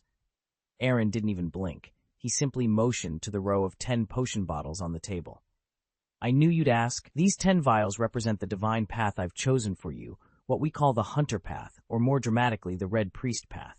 He pointed to the bottles in sequence. From left to right you have Sequence 9, Hunter, Sequence 8, Provocateur, 7, Arsonist, 6, Conspirator, 5, Reaper, 4, Iron Knight, 3, War Bishop, 2, Weather Warlock, 1, Conqueror, and finally Sequence 0, Red Priest. Zemo frowned, eyeing the tiny files. Sounds a lot like leveling up. Exactly, Aaron said, rising to stand beside the table. You'll ascend step by step, from a mere mortal at Sequence 9 to something approaching godhood at Sequence 0. But don't misunderstand, this transformation cannot be rushed. It will take time, discipline, and above all, your unwavering commitment to the path. Only after you've consumed the lower sequence potion can you take the next one and complete your promotion. It's like a game. You must steadily accumulate experience, level up, and evolve before you can clear each stage. It gets tougher every time, right? It does, Aaron admitted, but you grow stronger with every advancement. The key is to fully embody the archetype the potion is named for. That's the fastest way to earn experience. Zemo chuckled as he recited the names. Hunter, Provocateur, Arsonist, Conspirator, Reaper. Now I understand why you chose me. This divine path feels custom-made. I've played all those roles before, and I know them intimately. That's part of it, Aaron agreed, but not the whole story. Sequences 9 and 8 are low-tier, 7 through 5 are mid-tier. Then comes Sequence 4 down to 3, the Saint level. At that point, your very being transforms. You acquire genuine divinity and become half human, half god. Sequence 4 is the threshold for becoming a subfather in our universe. For example, Samael descended in his true form but was shackled by Kamartaj's super magic circle. He's a perfect illustration of a Sequence 4 entity. Aaron leaned back, folding his arms as he explained. Those who reach from Sequence 2 down to Sequence 1 become angels. Their life essence transforms entirely, granting them powers that verge on the divine. In that sense, they can already be called gods. But even among angels, I stand above Samael. I'm the king of angels. His companion's brow rose. King of angels? Aaron nodded. My current rank lies just past Sequence 1, but still short of Sequence 0. So Sequence 0 is God, the Heavenly Father? The other asked. Aaron gave a curt nod. Yes, but for some reason, I can only guide my followers up to Sequence 2. Beyond that, into true godhood, you need enormous merit and absolute loyalty. Real gods aren't just stronger angels. Their cultivation demands vastly more resources and time. Angels might take centuries to form, but gods require millennia. I understand, his companion said quietly, absorbing the weight of Aaron's words. Any other questions? Zemo asked, folding his arms as he studied Aaron. After a moment's hesitation, Zemo cleared his throat. I spoke with Samael, and from what I gather, your position isn't exactly secure. Aaron gave a humorless chuckle. Unfriendly is an understatement. Right now, only 2 beings know my true identity. Odin, the god king of Asgard, and the Ancient One, Earth's supreme sorcerer. Both are father figures who once backed Gaius, my former name, but even they have their own motives. I have to keep my distance, and that's before you consider all the other patriarchs who despise Gaius. To make matters worse, Odin and the Ancient One won't be around much longer. In a few years, they'll be gone, and then I'll have no powerful patrons left. That's why I must stay hidden until I achieve godhood. If I show my face too soon, I'll end up buried 6 feet under. Zemo's expression grew serious. That's exactly my concern. No matter how hard you train your disciples, at the highest level, they're still just cannon fodder. Aaron nodded. Until I reach Sequence 4 Saint, they're limited to menial tasks and intelligence gathering. They can't change the outcome of a major battle. I watched the astral runes flickering on the floor, uneasy. Out of my 10 or so followers, I began, only 3 have power on par with the Subfather, and they're all stationed off-world, guarding our escape route. They can't just show up on Earth whenever I need them. Aaron gave a low chuckle. That's what's bothering you, isn't it? I ran a hand through my hair.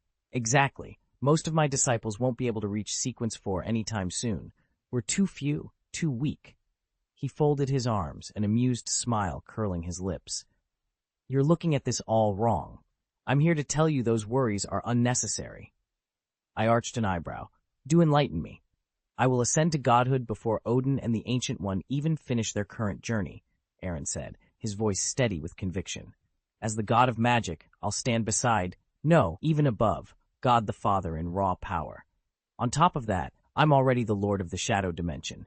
Once I claim full divinity, I'll merge the Shadow Dimension with the spiritual plane to create my own true kingdom of gods. Everything changes the moment I take that throne. I shook my head, partly in awe, partly in disbelief. All this time, I thought you were gathering followers to help us fight our enemies. Aaron laughed softly. Fight? No. I took them in to help us avoid fighting altogether. He paused, letting the weight of his words settle between us. When I'm a god, there won't be any battles left worth waging. I won't remain in this chaotic universe forever, Aaron said, his gaze distant. Once I achieve godhood, I have a feeling the day I return home won't be far off. Zemo stared at him, incredulous. After a moment, an absurd question escaped him.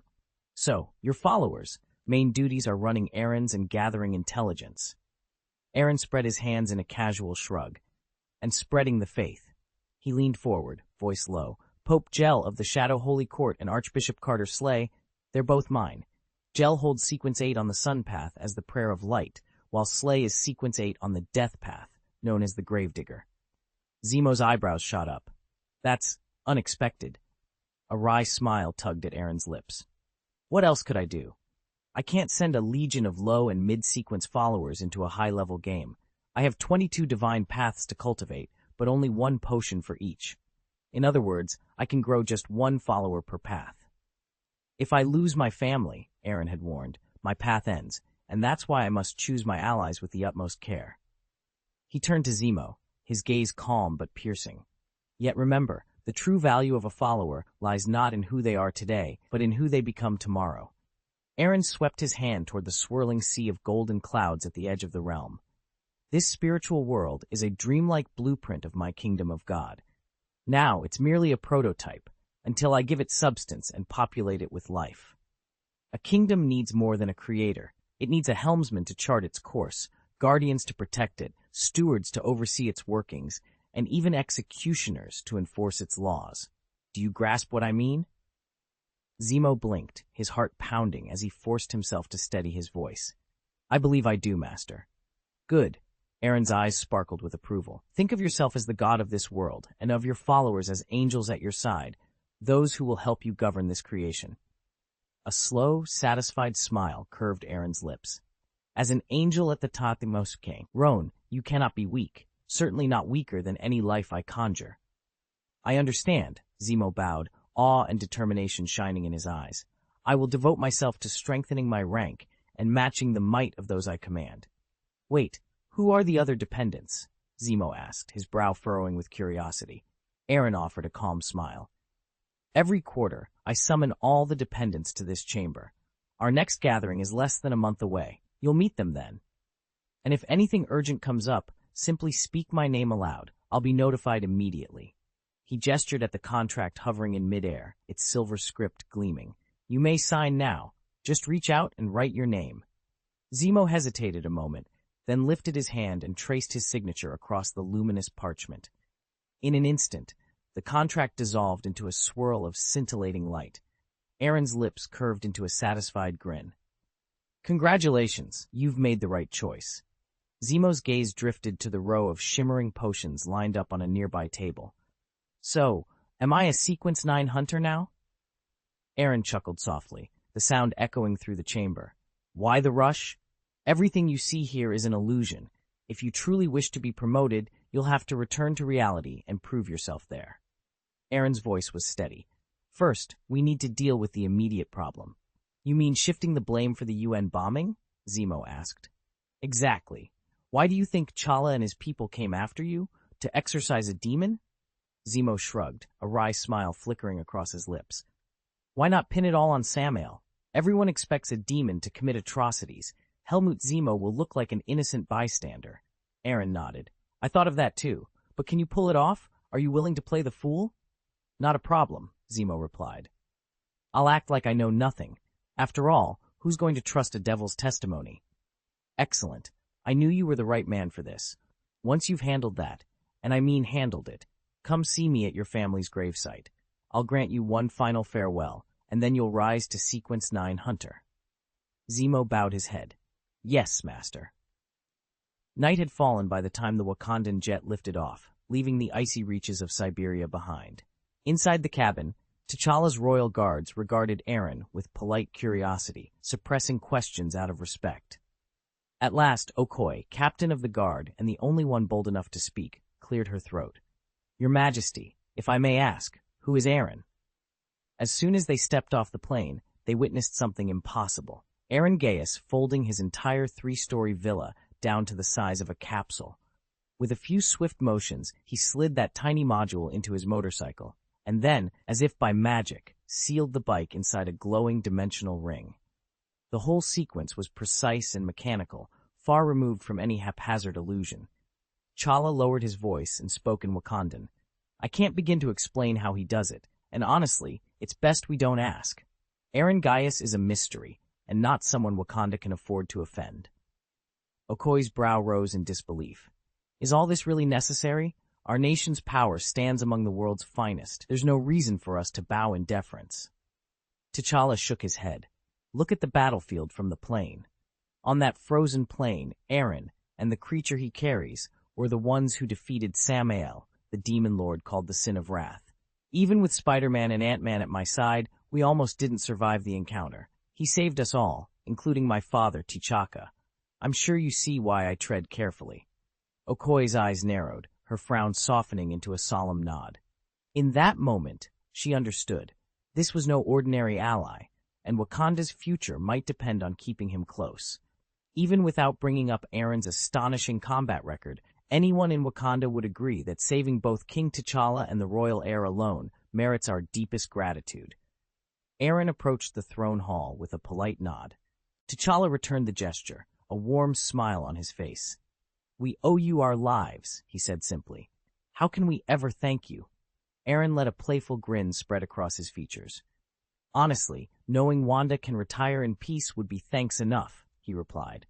Then, more earnestly, but if you feel like offering 8 kilograms of vibranium, I certainly won't refuse. T'Challa's grin widened. Consider it done. Once we've wrapped up at the United Nations, we'll have a shipment sent directly to you. A voice chimed in from the back of the room. Scott Lang raised a hand. Excuse me, Your Majesty, where exactly is this flight headed?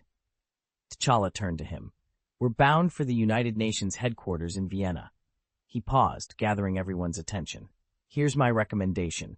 We send Helmut Zemo to the UN for formal interrogation. I'll serve as his primary witness and push for the lightest possible sentence, ideally a full acquittal. As for Bucky Barnes, he belongs with the Avengers.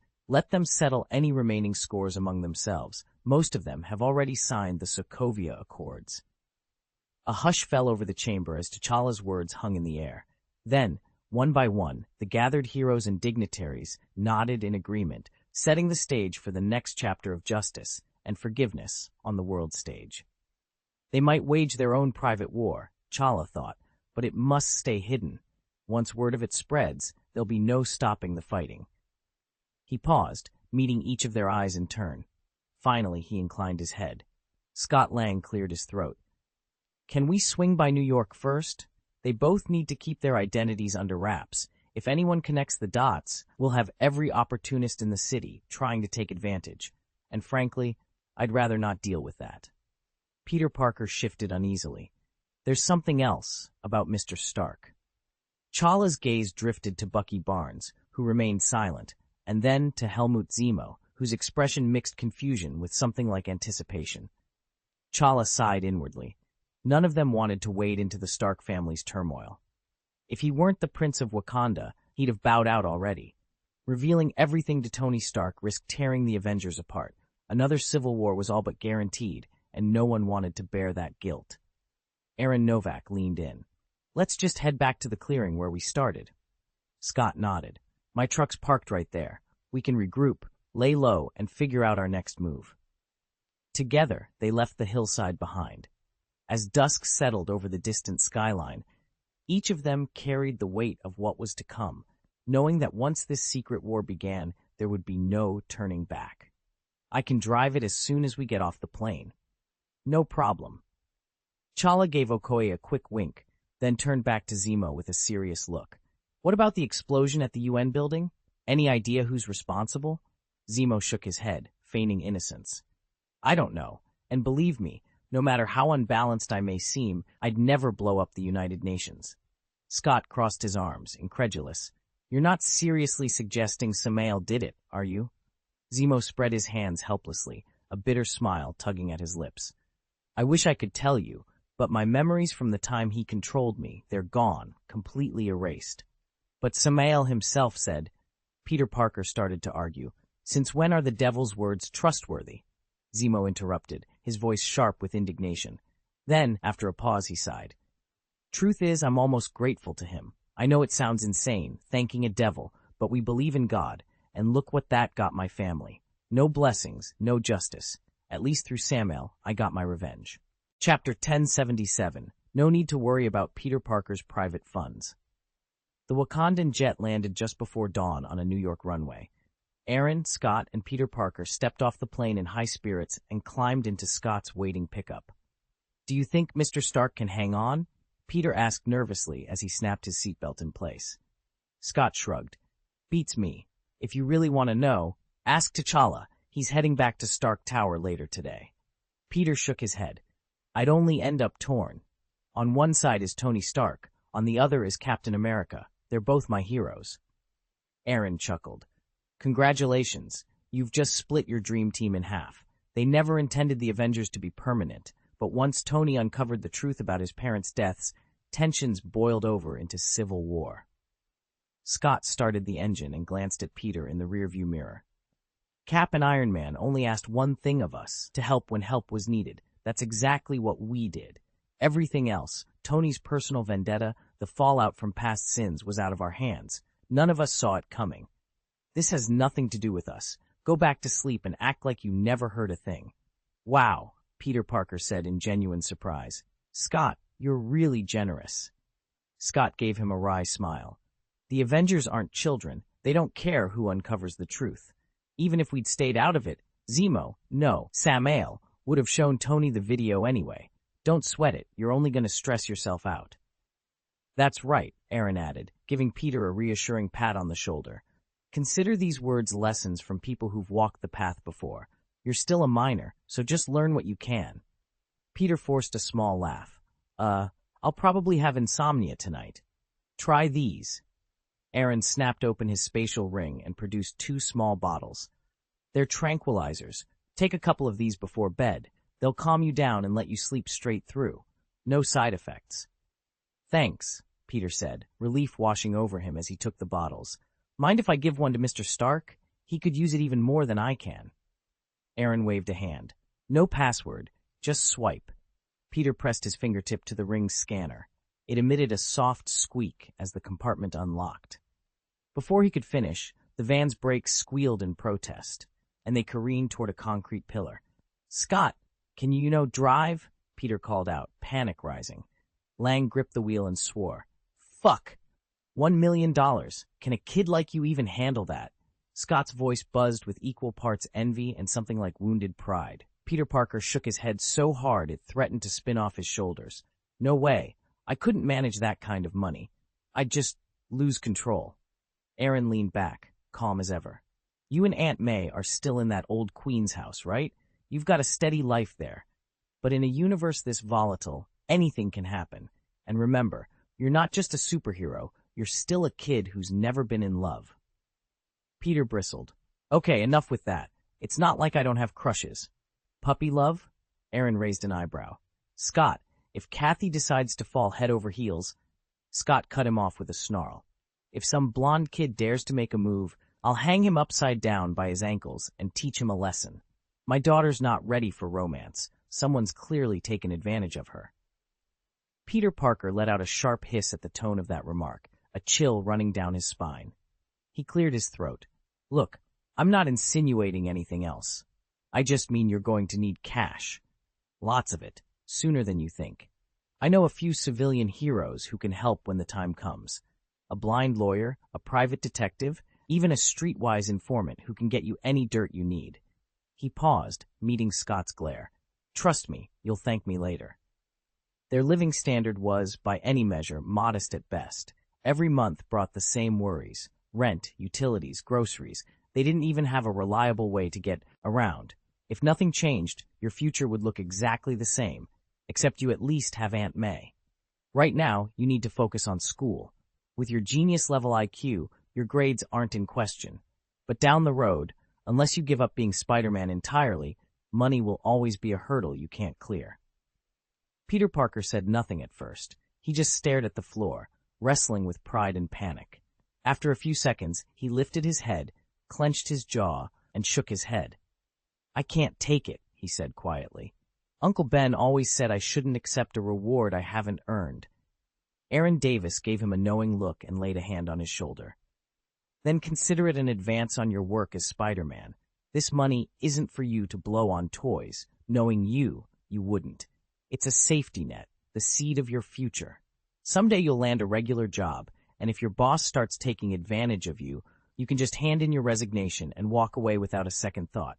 I quit, with a clear conscience. That's incredible, Scott Lang whooped from across the room. Peter shot him a warning glance. Scott, don't get carried away. Scott waved him off with a grin. Hey, I'm just excited for you, man. Aaron chuckled. Relax, kid. Welcome to the first day of the rest of your life.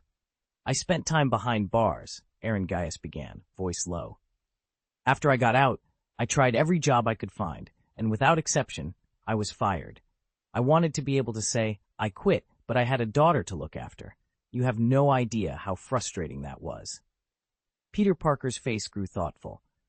I understand. When you were speaking just now, I even pictured myself in that situation, just punching a clock for the rest of my life. Aaron chuckled. I dabble in fortune-telling, believe it or not. Sometimes I get these vague visions of people's futures. Consider this card. He tapped a thick envelope on the table. A reward for being Spider-Man and protecting the city. Spend it wisely. This is a one-time gift from me. If you ever come back asking for more, you won't be able to find me.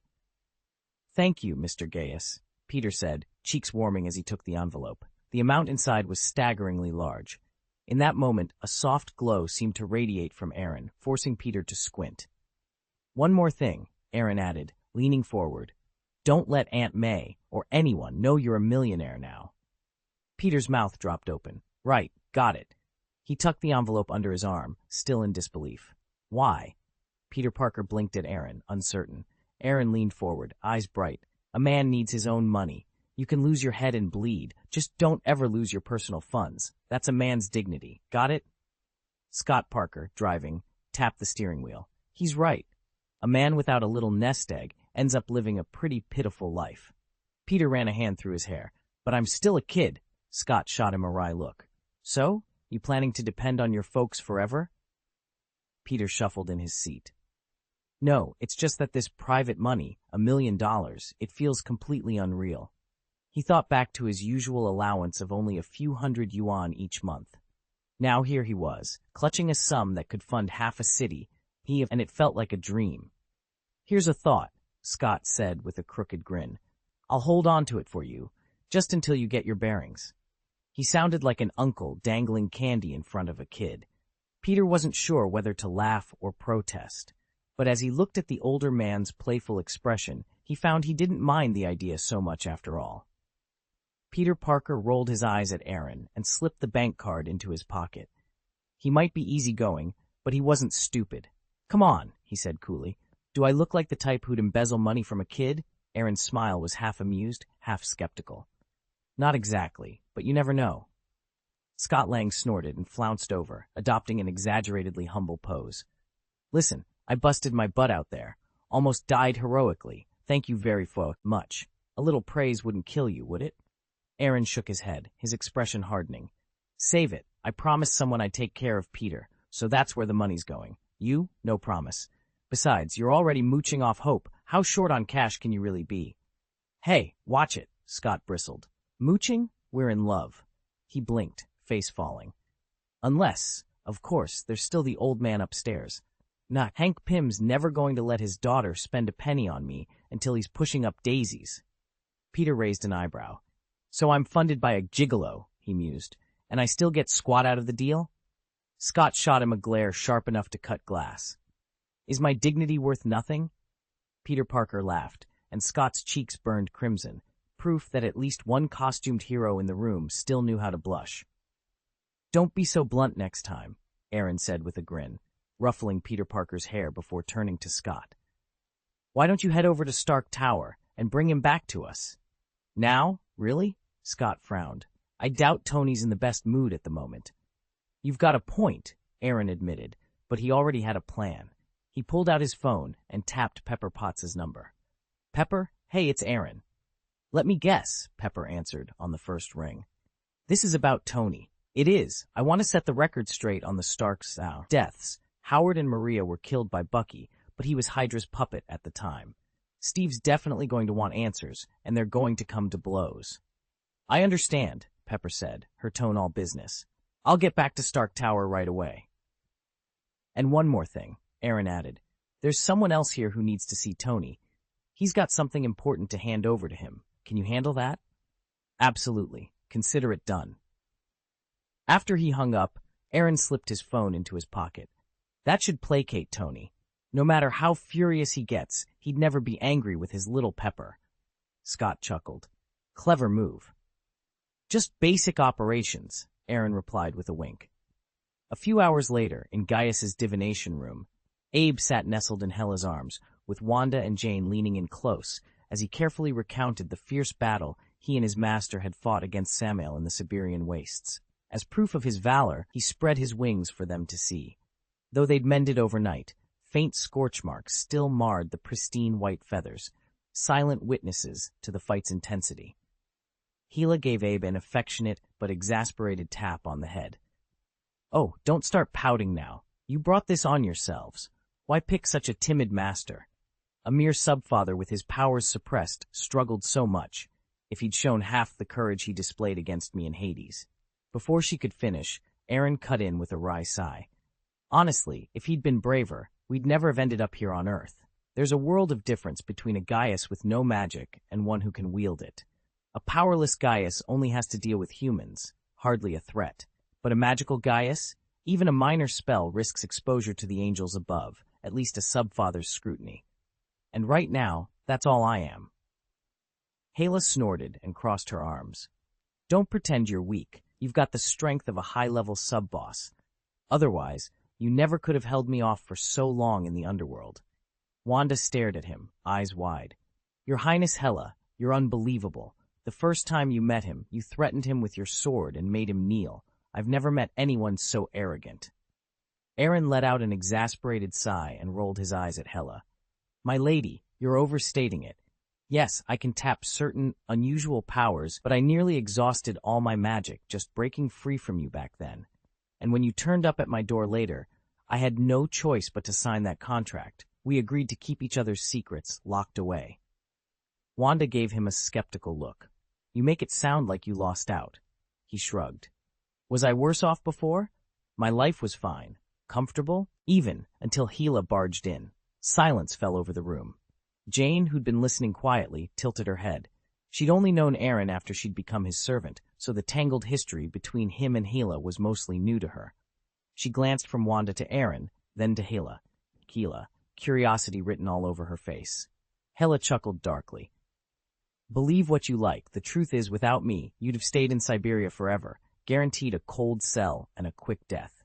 With our pact, you walk free, and in return, I gain an ally in the mortal realm. Fair exchange, wouldn't you say? Aaron rubbed the back of his neck. If you call nearly bleeding out part of the deal, sure. Wanda shook her head but couldn't resist a small smile. Well, it looks like we're stuck with each other for now. I just hope you both know what you're doing." Jane took a quiet breath, trying to piece together the fragments of betrayal, magic, and forced loyalty swirling around her. Whatever had happened between Aaron and Hala, it had set in motion forces none of them fully understood, forces she was only beginning to discover. "It's hard to put into words," Aaron admitted, shifting uncomfortably. "It isn't as dramatic as you're making it out to be," Hala said coolly, folding her arms across her chest. "My cousin, no, Your Highness Hala, is perfectly pleasant when you get to know her." Aaron's lips curled into a wry smile. "You haven't seen her dispatch foes without a flicker of hesitation. Even if you haven't witnessed it yourself, think about her title, Goddess of Death. What kind of woman earns a name like that?" Hala let out a single mirthless laugh. "Take a moment to grasp your situation. Samael was no common imp. He's a celebrated demon lord. You bested him, yes, but do you really believe his demise will go unanswered? How long before another claimant to his power comes hunting?" Aaron's jaw twitched. Pain etched his features as he produced a jagged obsidian shard pulsing with hellish energy.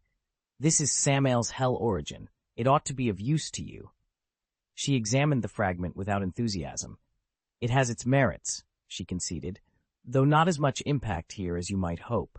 Hell's underworld, my realm, is a separate dimension of hell. This shard can only stir deflections at best." With a shrug, Aaron gestured toward the far end of the cavern, where 4 figures stood bound by enchanted seals. Wanda and Jane, Jean and Daisy's faces were pale, their magic forcibly contained. "Then what about them?" he asked, his voice tight with urgency. Hala's expression sharpened. Stepping forward, she inspected the seals with interest. "Now we arrive at something truly valuable," she murmured. "Your friends may yet be the bargaining chip that tips the balance. If anyone uncovers my true identity, please protect them, Goddess of Death. Consider it done." Hala allowed a small, knowing smile as the blood-red crystal lifted from the ground, dissolving into a spin of dark green energy between her palms. Wanda watched in sudden realization, her eyes downcast with regret. "If I hadn't pushed you to track down Barnes," she whispered, "you never would have crossed paths with Samael." Aaron stepped forward and gently patted Wanda's shoulder. "None of this is your fault. Barnes is under my protection. Whether Barton wanted you involved or not, I couldn't stand by and do nothing. Don't worry, we'll have everything cleaned up in minutes." Hala chuckled softly.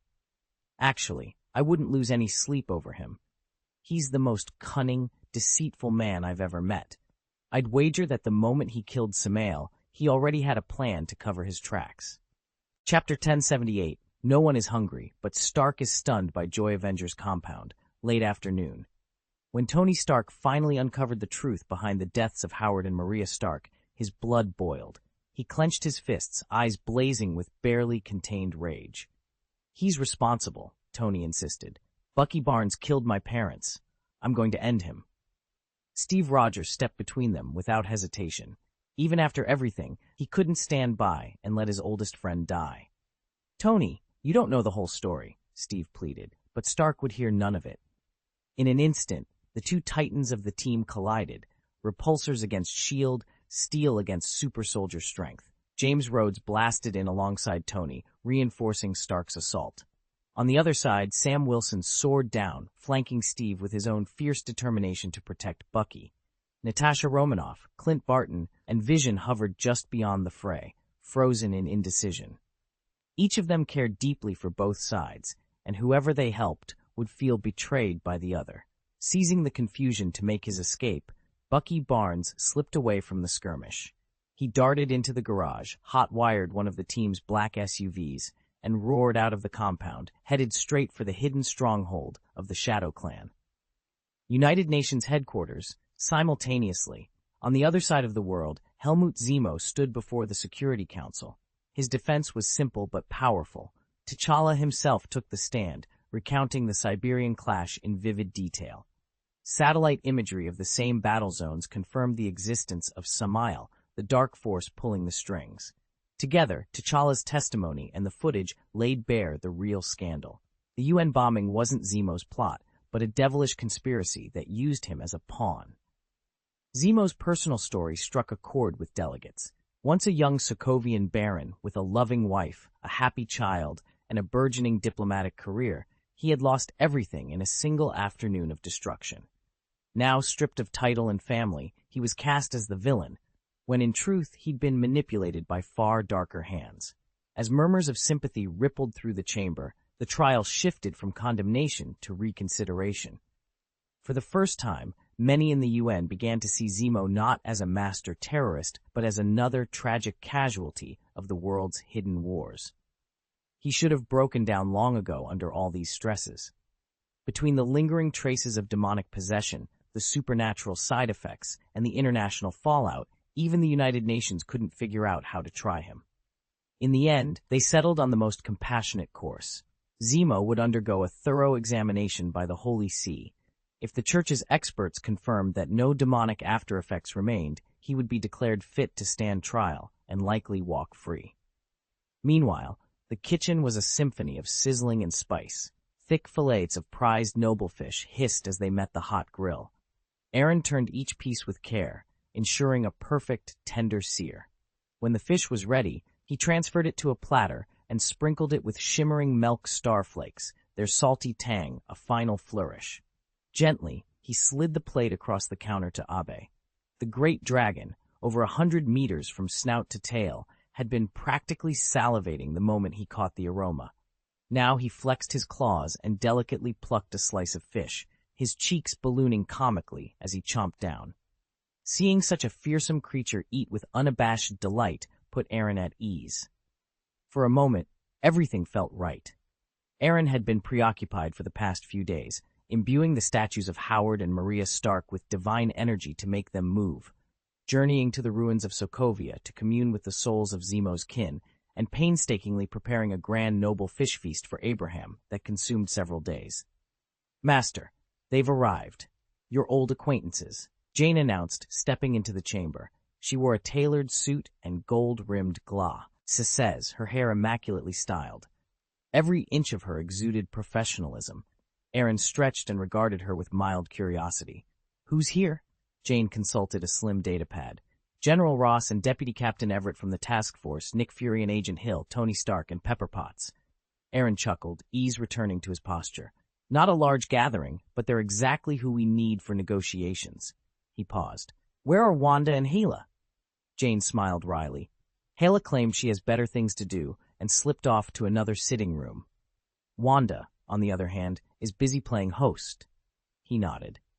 "I wouldn't mind if Wanda took Hala's lead and ignored these formalities," he said with a soft laugh. "But fine, after this meeting she'll understand exactly why I'm so confident." Aaron eased Abe into his arms, his little belly round and obviously fuller these days, and led the way into the living room. On 3 separate sofas sat the assembled group, General Ross beside Governor Everett, Nick Fury paired with Maria Hill, and Tony Stark with Pepper Potts.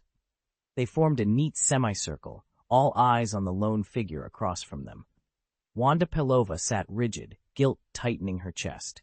She searched for words, acutely aware that if she were still an Avenger, this wouldn't feel so daunting. But she'd resigned, taken responsibility for past events, and now faced her former superiors with a sense of vulnerability. "Don't be nervous," Tony said, leaning forward with a playful grin. "We're not here to haul you off in cuffs. You're a retired hero now, and a model taxpayer." Ross forced a polite smile. "That's right, Madam Secretary. With the King of Wakanda's personal endorsement and the contract god of the Sacred Court standing behind you, I'm convinced of your retirement." Wanda let out a small, relieved breath. "Then if you're not here to reprimand me." Aaron settled into the seat beside her and gently transferred Abe into her arms. He reached across and took her hand. "Of course they came to see you," he said softly. "But me, I came to see you." Ross and the others couldn't take their eyes off Abe. They hardly dared believe this adorable little creature was actually a powerful mythical being. Just then, the cook hurried in, bowing apologetically. "Sorry I'm late. I was preparing Abe's lunch and lost track of time. I hope I didn't keep anyone waiting." "No worries," Tony said with a grin, waving him off. "We can't have Abe starve, after all." Aaron glanced at Tony's bruised left eye and the arm dangling from its sling, then raised an eyebrow. "So, how did you end up looking like that?" Tony shrugged, rolling his eyes. "Can't you guess?" Aaron smirked. "Oh, I can. Steve went full-on berserker to protect you, didn't he? Did you two make up? Tony shrugged again, though the motion sent a fresh stab of pain through his arm. He winced. Sort of. I told him our friendship was over and reclaimed my father's shield. He didn't deserve it. Isn't that government property now? General Ross interjected. Tony bristled. Nope. Under the inheritance laws, Howard Stark's shield belongs to his son, me, Tony Stark. I once lent it to Captain America, Tony began, but after our falling out, I decided it's time to reclaim my father's legacy. General Ross fell silent, his anger simmering but unspoken. At least the shield wasn't in Steve Rogers' hands. Steve now worked for S.H.I.E.L.D., so it wasn't his problem anymore. Aaron rubbed his chin. And Bucky Barnes? Where is he? Tony drew a slow breath. I'm not inclined to forgive him, but I don't plan to hunt him down either. This, he tapped the shield's edge gently, is what my parents wanted. I intend to honor their wishes. Everett held up a hand. Excuse me, Mr. Stark, but if I recall correctly, Howard and Maria Stark have been gone for more than 20 years. Tony's gaze grew distant. I went to the Vatican. The Pope himself invoked the god of contract to grant me a miracle. Through a very unique ritual, I was allowed to see my parents again. Ross's eyes narrow. Ed, what kind of ritual? Tony met his stare evenly. One that taught me some legacies never truly fade away. I'm sorry, but I signed a contract when I left the Holy See, Aaron said, his tone apologetic but firm. That's all I'm allowed to disclose. Hill glanced at Tony and raised an eyebrow. So that's why you donated $100 million to the Holy See the very next day. Tony Stark leaned back in his chair with a shrug. In my opinion, it was money well spent. I've poured hundreds of millions into virtual reality research to see them again, but VR is still just an approximation. The Holy See's method is the real thing. If the god of contracts didn't consider it disrespectful to the dead, and if they'd allow more than one session, I'd buy the rights tomorrow. A murmur rippled through the room. One of the agents muttered under her breath. Why not just go to heaven? And this sounds less like science and more like magic. Enough chatter, Nick Fury snapped, steepling his fingers. He turned his steely gaze on Aaron. Let's get back on track. You do know why we've called you here, don't you? Aaron shrugged, looking genuinely puzzled. Honestly, no idea. Fury rolled his eyes, then shot Hill a sharp look. Hill tapped a command into her tablet, and with a soft hum, a holographic projection materialized above the table. In midair, vivid and detailed, was the image of Aaron locked in combat with a hulking figure, Samael, against the white backdrop of a Siberian wasteland. Nick Fury tapped the controls, and the holographic screen blinked off. His deep voice filled the briefing room. Few people even know this video exists, he said. But the evidence is right in front of us. You can't hide it, and you can't deny it. General Ross folded his arms and offered no expression. Then we need an explanation. Mr. Gaius, what we've just seen goes far beyond any acceptable threshold. Aaron Gaius leaned back in his chair, coolly tapping his fingers on the table. Is it illegal? Ross's eyes narrowed. This isn't about statutes or jurisdiction. It's about the fact that you possess a weapon of unimaginable destructive power, far deadlier than any nuclear device. In the footage, it rips the planet itself apart and ignites a second sun in the sky. That's not mere firepower. That's an existential threat. He pressed a finger against the table, as if to emphasize the rupture in the hologram's image. Even though he'd watched the footage before, the memory still sent a chill through him. No individual should ever wield that kind of force. Aaron feigned surprise, a slow smile curling at one corner of his mouth. So, you want me to turn it over to you? He let the question hang in the air, as though he already knew the answer. I get it. I know exactly how these operations work. The room went silent. Outside, the world remained oblivious to the power that one man now controlled, and to the decision that would decide its fate.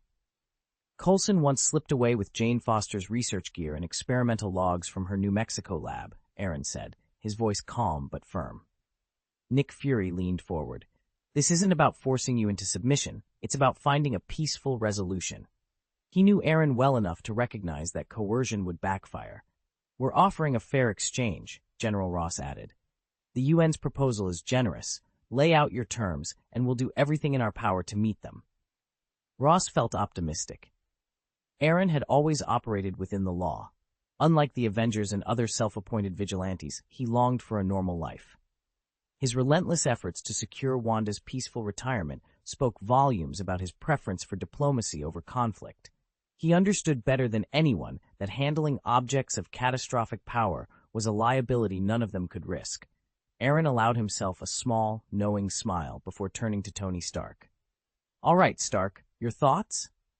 Tony held up his hands defensively. Hey, don't look at me.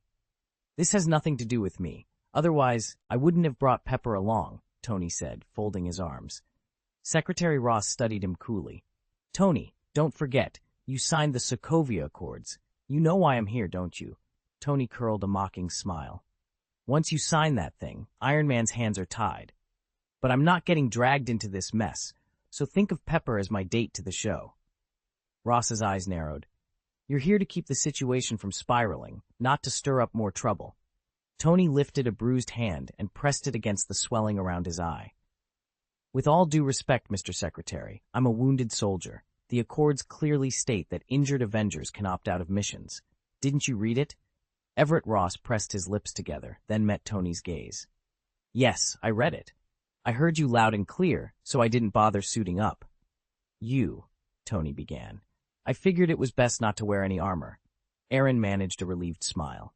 "Pepper definitely doesn't want you charging into danger again." "I know she worries about me. Always has," Tony said, puffing out his chest. Then he turned to Wanda with a knowing grin. "And you're just as lucky. Someone cares about you just as much as she cares about me." Wanda's cheeks flushed crimson. She slipped an arm around Aaron's waist and teased, "Well, come on. Say something sweet about me, too." Aaron shook his head with a gentle smile. He looked at Tony and Pepper in turn. "Actually, it's your turn now. Look after her. Keep her from getting into accidents. Make sure she's safe and worry-free." Tony's smile faltered. "What do you mean? What are you?" "I'm not predicting anything dramatic," Aaron said, waving off Tony's concern. "I just thought you should know. It's extra important to watch out for pregnant women." "Pregnant?" Tony's eyes went wide, a swirl of nerves and excitement racing through him. Pepper stared at the ultrasound screen, her hand instinctively resting on her abdomen. "Tony, you're saying I'm pregnant?" She looked at him, wide-eyed. "Is this some kind of joke?" Dr. Aaron Reed cleared his throat. "Pepper, as a physician, I can assure you I'm not joking. The images are conclusive. You're expecting." Tony blinked, then laughter bubbled up, disbelief and joy warring on his face. "I'm going to be a father?" He sprang to his feet, practically vibrating. "We need to head back to the hospital for a full exam. Right now, I have to be absolutely sure." "Stark," General Ross snapped, stepping between Tony and the exit. "We didn't come here to play midwife. We came to destroy this facility. Snap out of it!" Tony paused, gently slipping his hand into Pepper's. He looked up at Ross with that trademark grin. "General, under the Sokovia Accords, Avengers can stand down for, let's call them, compelling personal reasons." Ross folded his arms. "Parenthood qualifies as compelling?" A slow, triumphant smile spread across Tony's face. "I'd say it's the most compelling reason of all." General Ross pinched the bridge of his nose, exhaling in defeat. "All right, you've got 10 minutes. Then we finish the mission." Pepper squeezed Tony's hand, her nerves alight with excitement and relief. "Let's go get checked out." Tony offered her a reassuring half-smile. "To the hospital, Miss Potts. Dad's orders." With that, they headed for the exit, determined to confirm what the scan had already made clear. Their lives were about to change forever. Everett Ross strode into Tony Stark's drawing room, face flushed with frustration. "Stark, you've only been under the Sokovia Accords for a week. You're free to retire if you want, but have you even considered the fallout?" Tony slumped into the sofa, arms folded. Only days ago, he'd signed away his autonomy to UN oversight. Now he was ready to hang up the Iron Man suit altogether. To him, it felt like the right decision, but to the United Nations, it looked like a public humiliation. Pepper Potts slipped in behind him and laid a gentle hand on his shoulder. He met her calm gaze, sighed, and finally turned to Everett with an apologetic smile. "Aaron." "Ross," Everett corrected automatically. "Right," Pepper smiled. "Aaron Ross, you have to come to our wedding." Everett's scowl softened into a reluctant grin. "Wedding, huh?" Tony chuckled and leaned forward. Consider yourself officially invited. No backing out this time. Everett ran a hand through his hair, then leaned back on the sofa. All right, I'll be there. He paused, then added with a rueful shake of his head, but seriously, Stark, try to keep a lower profile until then.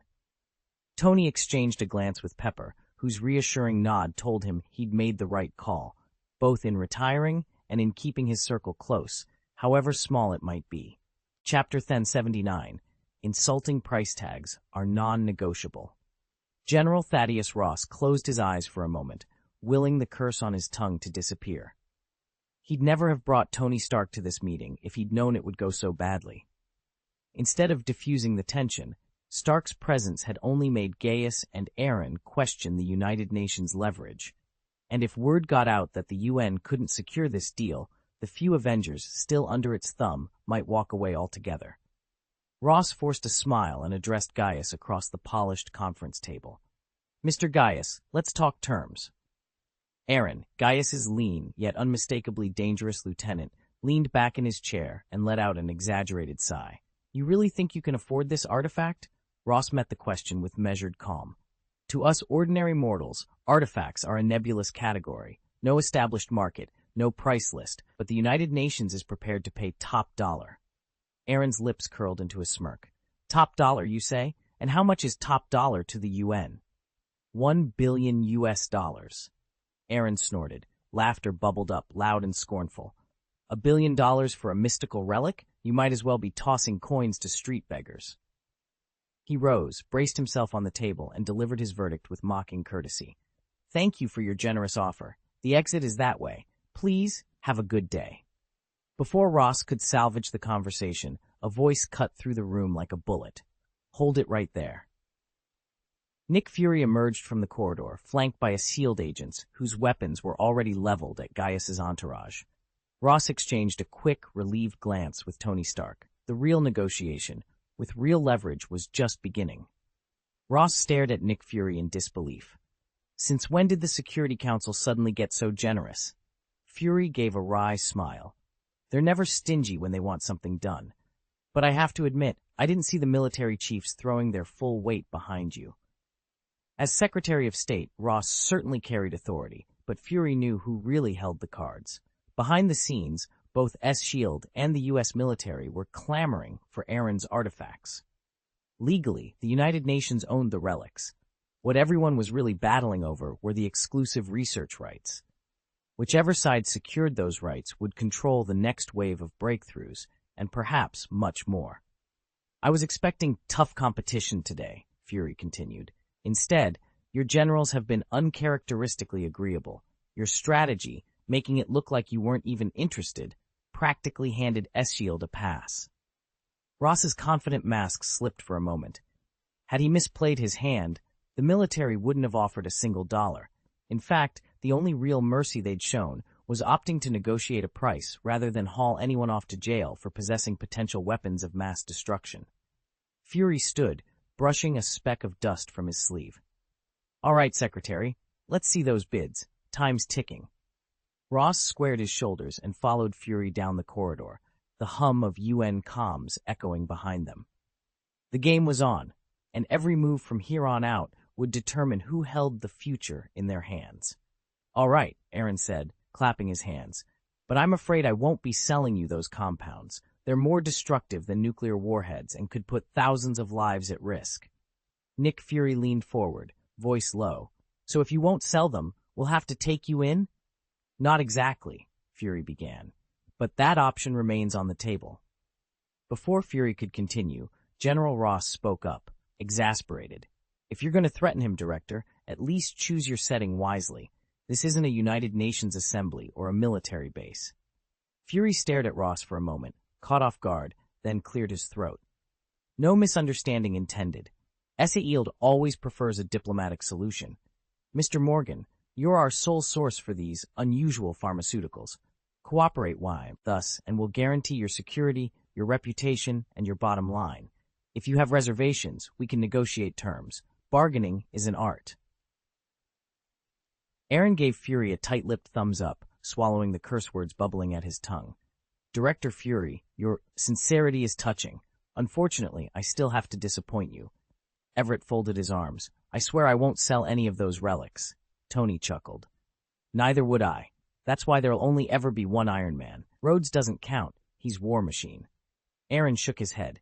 You don't get it. I can't part with them. You've seen what went down in Siberia. You know exactly how priceless these items are. He held up 7 fingers in turn.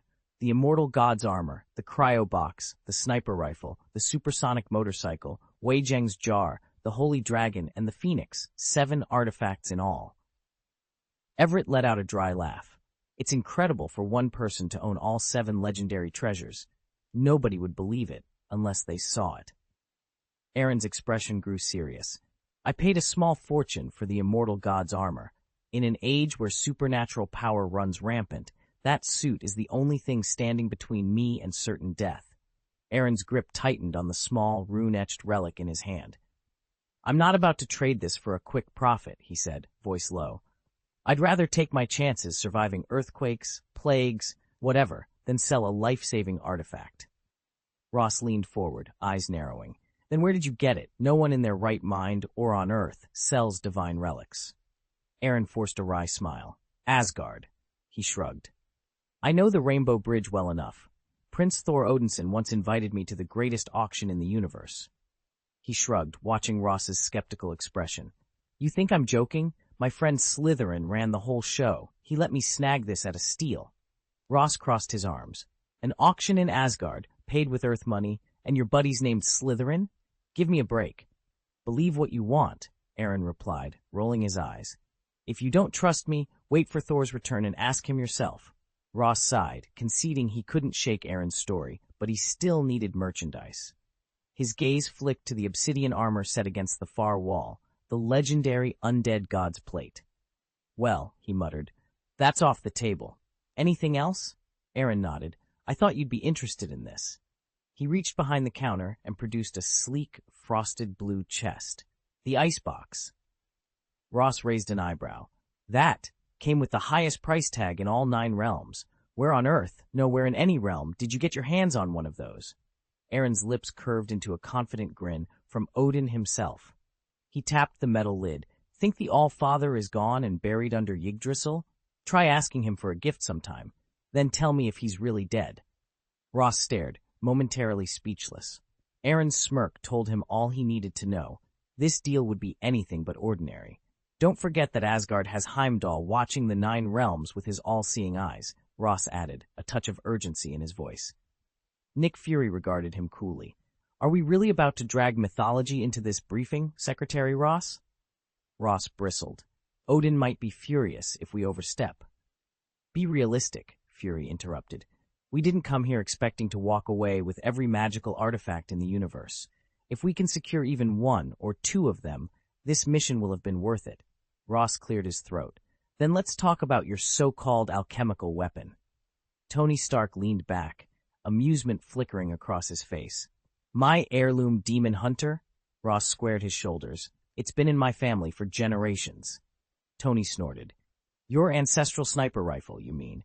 Please, don't insult us with tall tales. That gun's range, pinpoint accuracy, and power are centuries ahead of any technology humans have ever built. Maria Hill shuffled papers on the table. If you're in miracles, at least make them sound believable. We're not fools. Ross met her gaze steadily. I swear it's true. Our ancestor, Aaron Gaius, forged the original weapon himself and bound his own blood into its alloy. Over the centuries, each generation has refined it until it became the demon hunter you see today. In my hands, it's catastrophic, and in anyone else's, it's no more useful than a flare gun. Silence fell as each of them absorbed what Ross had just claimed. None of them looked convinced, but none could dismiss the possibility outright either. Aaron shrugged.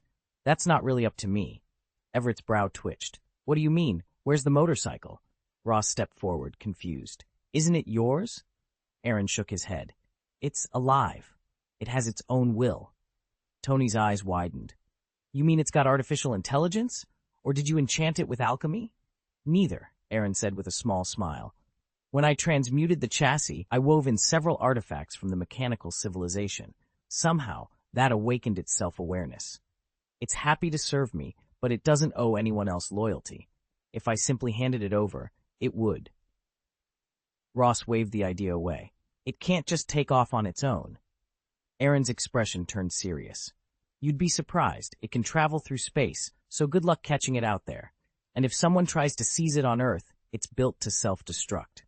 As for its power, well, let's just say it's far beyond a normal motorcycle.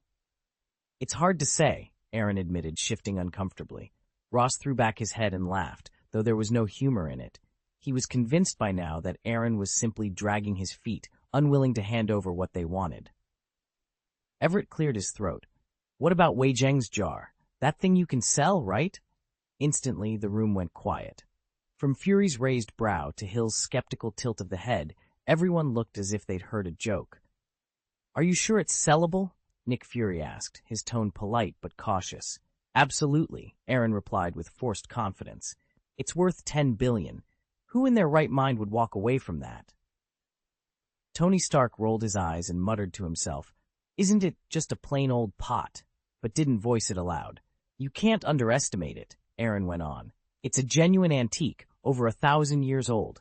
Fine, maybe if you struck gold at a street market, you might find something similar, but that's a 1 in a million shot. Really? Maria Hill's lip twitched in disbelief. You didn't pick that up at a street stall, did you? I did not, Aaron bristled, and stop with these ridiculous assumptions. He glanced around the room. Let them think what they would. The truth was, Wei Zheng's jar wasn't for sale. He'd paid 500 magic points for this enchanted sealing vessel, and its true power was far more valuable than any $10 billion payday. Aaron locked eyes with Nick Fury, a predatory grin spreading across his face. Do you want to buy it? He asked, as if Fury were a fat sheep ready for the slaughter. I can let you have it for $10 billion. Fury's brow furrowed, small beads of sweat forming at his temples. Does every Wei Zheng jar really seal demons? Aaron waved his hand dismissively. That I don't know. All I can say is a jar can only seal a demon that's already been defeated. If the demon's still out there, the jar's just an expensive ornament.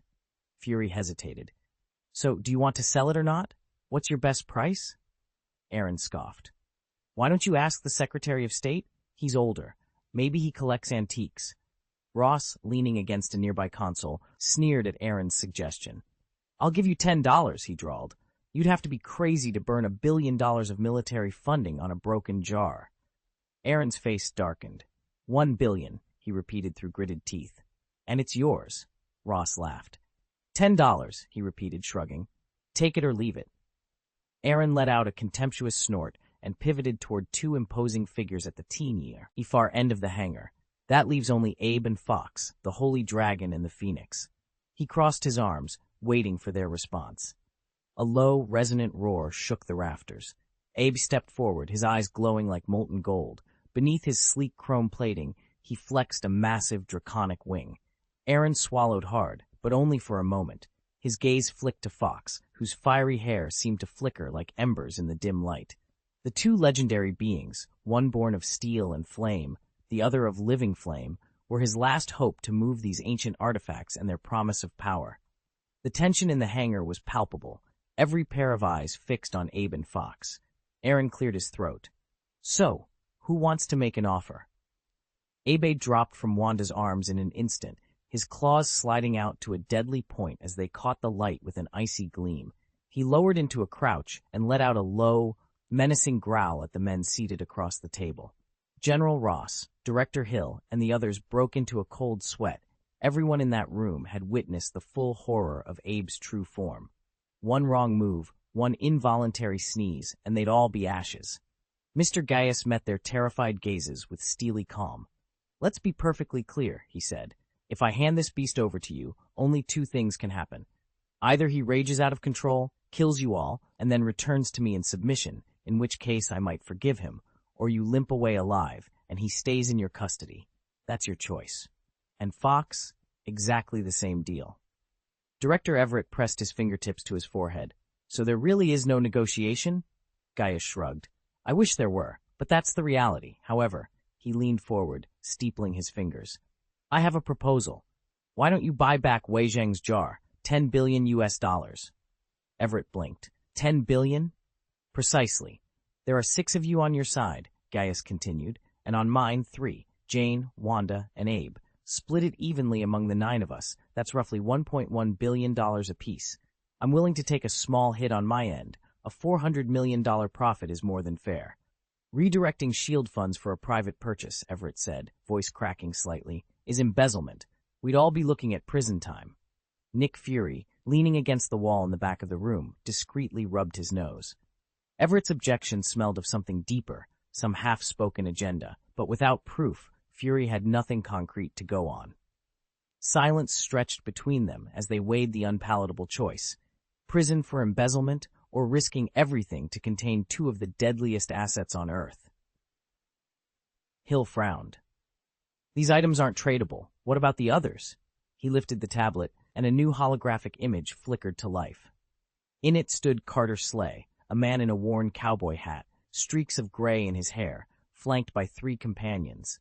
They were inside a long-abandoned ruin, its crumbling pillars the only witnesses to their intrusion. Carter and his team brushed dust from their coats, surveying the empty hall. Then a metallic scrape echoed from the shadows, a sound like claws against stone. A lone zombie emerged, blocking the exit. It stepped forward and let out a low, gravelly roar. "Damn!" Carter cursed, motioning for his crew to fall back. The zombie's eyes glowed as it spoke in a hoarse rasp. "You have defiled the altar of the great Prince of Hell. You shall be punished." Carter flashed a sardonic smile. "Punishment is death, right? Yawn. Couldn't you come up with something new?" The creature shrieked, and suddenly dozens of decaying corpses, suspended by rusted chains overhead, swung to life.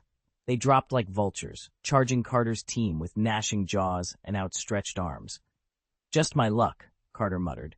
He fumbled at his side, yanked a battered purple devil mask from his satchel, and strapped it over his face, just as the first corpse crashed into him. Hill hit the playback button, and the holographic screen sprang to life. A blasted courtyard appeared, its stones slick with blood and ash. At its center stood Carter Slay, his voice rising in a hoarse command. "Tear them apart." The moment his words faded, the ground around him seemed to ripple. From the cracked earth, inky black shapes unfurled and coalesced into dozens of tall, slender warriors, members of the Thornblade Regiment. Their limbs were impossibly thin, their hands ending in razor-sharp blades that gleamed in the flickering torchlight. Without hesitation, the shadow soldiers lunged into the fray. Dozens of shambling zombies and a handful of cultists were caught between those deadly claws. In under 10 seconds, every foe lay in pieces. Torsos cleaved in 2, limbs scattered like broken branches. A geyser of gore painted the walls behind them, and echoed splatters sounded like a grotesque rain. Around the briefing room, several agents recoiled. Even Pepper, pregnant and usually unshakable, pressed a hand to her mouth, her face ashen. Hill killed the playback. The room fell silent, save for the hum of the overhead lights. "This footage came to me from a SHIELD field agent just days ago," Hill explained, rubbing his temples. "He was embedded with the Archbishop of the Shadow Holy Court during their assault on the demon altar. What you just saw were reinforcements summoned by Carter Slay through the ghost mask." Aaron leaned forward. "So this is the same mask he—" Hill nodded. "Exactly, and it isn't the first time we've seen something like this. Aaron Gaius once wielded a ghost mask too, though never on this scale. Slays managed to bind souls to these shadow forms, turning them into a razoring horde." Pepper swallowed hard, trying to steady herself. "Disgusting, but effective," Hill said grimly. "And now we know what we're up against." He gathered the remote and turned back to them, resolve hardening in his eyes. "Our next move is to find that altar before they can open another gateway." No one spoke. None needed to. They'd seen the proof of Carter Slay's power. Now it was time to end it. Chapter 1080, Gaius's Treasures, the Disruptive Inheritance System. Ross leaned back in his chair, a teasing smile on his face as he fixed Aaron with a steady gaze. "Mr. Gaius, can you explain one little mystery for us? How did the ghost mask end up in the hands of the Holy See?" Aaron blinked twice, clearly caught off guard. He forced a casual shrug. "It was a deal.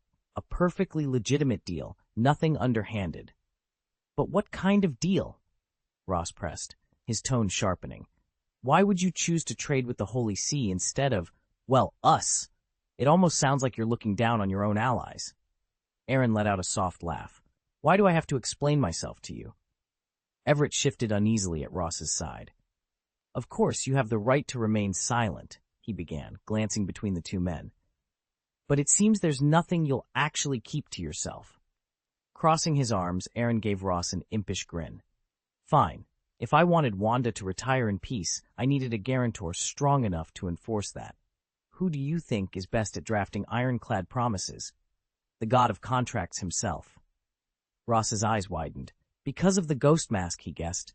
The god of contracts rules shadows, and the ghost mask amplifies that power. Of course he wouldn't turn it down. Aaron's grin deepened. Exactly. He's bound by the same laws that bind us. With his signature on the contract, Wanda's retirement is guaranteed by divine decree. Silence fell over the room as the weight of Aaron's words sank in. The ghost mask was no longer just an artifact. Now it was proof of a pact sealed by a god. And that made all the difference. Aaron had graciously accepted the offerings of his believers. It only seemed natural that he'd turn around and solve their little problems. The moment he spoke, Ross felt as if a stampede of wild horses thundered through his chest. Nick Fury and the others went silent. He'd really just agreed to hand over every ghost mask in exchange for a contract? That was absurdly generous. Wanda, standing beside him, practically glowed. She knew Aaron's true identity as the god of contracts, yet his magnanimity still filled her with warmth. "How many masks did you give to the Holy See?" Maria Hill asked, her voice tight. "All of them," Aaron answered plainly. "The ghost masks are dangerous. Most people can't master their power. Leave one on too long, and the darkness inside devours your soul. I've barely used them myself, not only because each mask is a gamble, but also because they draw covetous eyes." He paused, letting the weight of his words settle over the room. Then his eyes shone with triumph. "But trading them away under a contract changes everything. I rid myself of a ticking time bomb. Wanda can walk away in peace, and as the god of contracts, I grow stronger in the process. Best of all, this deal has earned Wanda and me an audience in his divine kingdom." At that moment, cameras erupted around them. Snap, snap, snap. Tony applauded, giving Aaron an enthusiastic thumbs up. "No wonder you were so confident about handling Wanda. It was flawless. You're incredible." Aaron waved off the praise with a modest smile. "Thanks, Tony. But to be honest, I'm still a bit uneasy. The ghost mask isn't exactly something you come across every day. When you've got something that rare, you can't be too protective. You've got to share it when it counts." He turned to Agent Hill. "So, Agent Hill, I'm afraid I don't actually have another ghost mask for you." Hill shook her head. "That's fine. You've got plenty of other artifacts we'd like to log." Aaron raised an eyebrow, half smirking. "Let me guess. You're here for my treasure trove." Nick Fury shifted in his seat, a trace of awkwardness in his voice. "Not exactly. We're here because of what you pulled off in Siberia. Your performance was nothing short of godlike. We're not just interested in the gear you deployed in the field. We need to register the rest of your collection, too. It's protocol. Helps everyone rest easier knowing where everything is." "Just a registration." Aaron's tone was skeptical. Hovering near them, Everett's lips twitched with unspoken frustration. Everyone knew his shield had been compromised by Hydra once. Talking about it openly was still a sore point. Clearing his throat, he said, "Look, Mr. Porter." Aaron's eyes flicked to Everett. "Porter?" Everett sighed, pinching the bridge of his nose. "All right, Aaron. Bottom line is, we need your sign-off on our inventory forms. No red tape, no confiscations, just a formal record of what you've got. Fair?" Aaron studied the assembled team, Tony with his eager grin, Hill's expectant look, Fury's stern patience, and Everett's reluctance. Finally, he nodded. "All right, let's get this over with." Mr. Everett inclined his head toward Gaius with measured respect. "Gaius, your role in preserving global stability can't be overstated. That's precisely why I've chosen a more conciliatory approach. I assure you, the offer on the table will more than satisfy you, and in return, you'll receive the exact privileges the Avengers once enjoyed before the Sokovia Accords took effect." A dry laugh slipped from Aaron's lips. "How generous, and so refreshingly frank of you, Mr. Everett. If you survive long enough, I'm sure your promises will hold." He shifted his gaze to Ross. "I do have a few additional assets. I'll register them, but make no mistake, I won't authorize any sale." Everett opened his mouth to reply, but before a word could leave his lips, Nick Fury held up a hand. Fury's stare cut through the room as he fixed Ross with a cold, assessing glance. They'd come here for peace talks, and yet Ross, newly appointed Secretary of State, seemed determined to stoke the flames of conflict. Fury's jaw clenched. With Ross's military connections as strong as ever, and his status higher now than it had ever been, Fury couldn't shake the suspicion that this meeting wasn't about compromise at all. It was about provocation. Ross leaned back in his chair, steepling his fingers. "If we can ignite this conflict," he said coolly, "the military will have the perfect pretext to move in, and once they do, every scrap of territory becomes spoils of war." The room fell silent. Even Nick Fury, a man who'd seen dozens of crises, stole a furtive glance at Ross. Fury had half expected the new Secretary of State to be more cautious. Instead, Ross wore his arrogance like a badge of honor. A faint sigh escaped Aaron. He raised his hand and, with a soft click, opened the space ring on his left wrist. One by one, he pulled out artifact after artifact, ancient scrolls, crystalline prisms, vials of humming energy, until the long mahogany table was strewn with objects that shimmered and whispered of power. Ross studied the assortment. "Is that everything?" Agent Hill, standing just inside the room's threshold, cleared her throat. "Sir, he did mention a secret chamber. He said you keep additional items there." Aaron let out a short, amused laugh. He shot Hill a dismissive look. "All the things you're interested in have been laid out. The so-called secret room? Outsiders don't get in there." Ross's brow furrowed. "Not convenient for outsiders? Explain yourself." Aaron's expression turned serious. "The remaining pieces in that hidden vault, those are my family's heirlooms. They're deeply personal. I'm not about to share them with just anyone." Ross's lips curved into a slow, knowing smile. The air between them crackled with unspoken challenges, and Fury realized the real battle was only just beginning. Everyone went silent, and Ross stopped pressing questions. Nick Fury rubbed his temples. "All right, introduce them," he said warily. Then he glanced at Maria Hill. "Agent Hill, take notes." "Yes, sir." Aaron stepped forward, holding an ancient leather-bound volume embossed with a wizened old man's face. "This," he announced, "is the Book of Prophecies. It issues forecasts from time to time, some earth-shattering, others barely a footnote. They don't always concern me directly, but their accuracy is never in doubt." Before anyone could react, a gravelly voice rumbled from the book itself. "Wait a minute." Aaron offered a sheepish smile. "Pardon the interruption, Master. There's a new prophecy." He flipped through the brittle pages to today's entry. In an instant, his expression flickered. The prophecy read simply, "Soon, Stephen Strange will be in a car accident that will cripple both his hands." For most people, such a warning might inspire dread.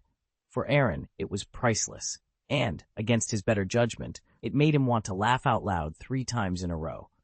Who is Stephen Strange? The Ancient One must have used the Time Stone to watch his fate, and she's undoubtedly worried. Remember, Strange was just a brilliant but ordinary surgeon before magic found him, yet he learned to wield it in mere minutes. Anyone who controls Strange effectively holds the Ancient One's power, and can then cut a more favorable deal with Camartage. As her chosen successor, Strange would have little choice but to accept.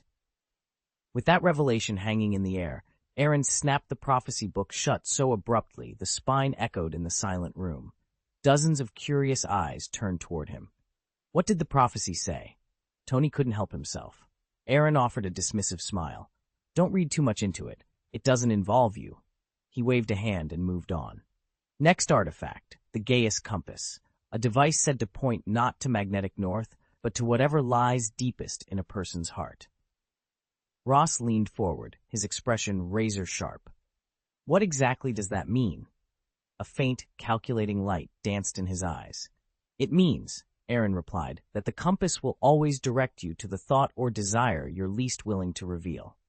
For example, the compass can uncover the ledgers documenting your political enemies' corruption and bribery, reveal wanted criminals hiding under false identities, pinpoint untapped mineral veins, detect aliens concealed on Earth, locate relics of ancient gods, and even find the perfect match a father could entrust his daughter to." Ross swallowed hard, his heart hammering in his chest. This compass was his golden ticket to the top. Its value eclipsed even that of a divine weapon. He had to have it. "But it's not infallible," Aaron said. dashing Ross's hopes with a cold dose of reality. First, it's incredibly fragile. One wrong jostle, and it could shatter. Ross clenched his fists. Fragile or not, he would guard this treasure with his life. Aaron pressed on. Second, it has its limits. You can't use it to track down anything that's utterly impossible. Tony laughed softly. Fair enough. If it could find absolutely everything, what fun would be left? Aaron's expression grew grave, and ultimately, only Gaius can wield it. Ross felt the color drain from his face. He leapt to his feet, voice trembling with anger and disbelief. Did you say only Gaius can use it? Ross shot him a wary glance. Seriously? Aaron laughed and waved a hand. Relax, I was just teasing. You look tense. Ross exhaled, visibly relieved. Gaius, maybe ease up on the jokes. Aaron nodded and held up two gleaming golden bracelets.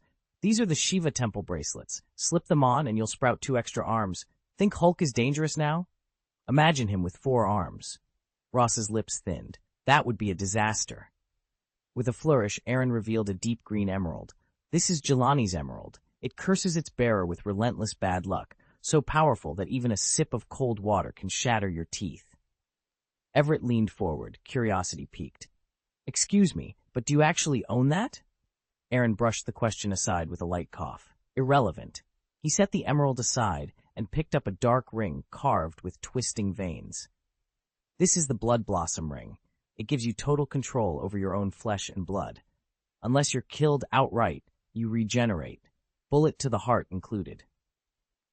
But those boons come at a grave cost, Aaron warned, his tone grave. You risk losing all control, surrendering your mind, even becoming little more than a walking core, a seed driven purely by instinct. When he finished, Ross and the others sat in stunned silence. Tony was the first to recover. He jutted out his chin and eyed the trove spread before them. Where on earth did you find all these treasures? He asked, incredulous. Most folks would kill to own 1 or 2, and you've got half a hoard. Aaron shrugged, a proud glint in his eye.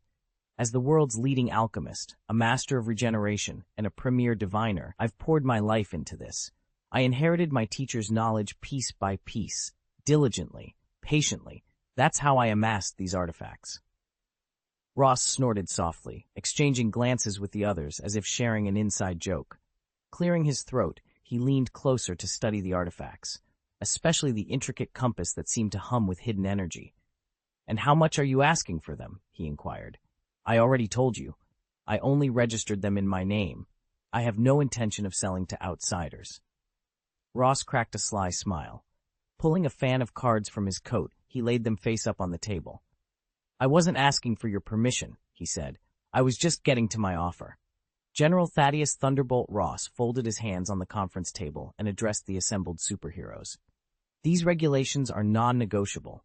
No one, no single individual can bear that much power alone. He turned to Tony Stark. Take the Avengers, for example. Despite all they've done to keep us safe, the government can't just look the other way when global threats arise. Stark here knows better than anyone that accountability is essential. He even led the charge on the Sokovia Accords. Tony leaned back in his chair, steepling his fingers. Which brings me to the other point. I'm planning to retire. Ross's stern expression softened into a tight smile. With good reason, of course. You're free to step down whenever you like. Then he glanced pointedly at Aaron. I trust you'll make the right choice as well. Aaron let out a mirthless chuckle. So now you're offering me courtesy first and coercion if I refuse? We're simply trying to avoid conflict, Ross replied evenly. That's why we hope you'll cooperate. Before Aaron could answer, Nick Fury cleared his throat. I should clarify, Eschiel didn't intend. It doesn't matter, Aaron snapped, cutting him off and standing abruptly. Silence fell over the room as Aaron's chair scraped against the floor. The unspoken threat hung in the air, underscoring just how high the stakes had become.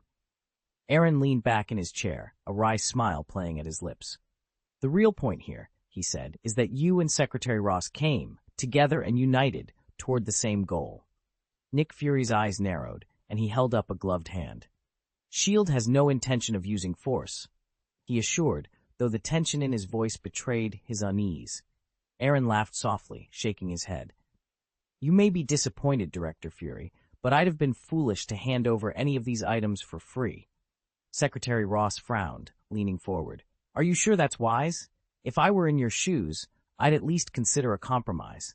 Sometimes the only way to survive, let alone thrive, in this world is to play by its rules. Chapter 1081, You Might Want a Dragon Too. Ross stared at Aaron, frustration flaring in his eyes. You're really just going to stand there and do nothing? Aaron leaned back, a casual smile playing on his lips.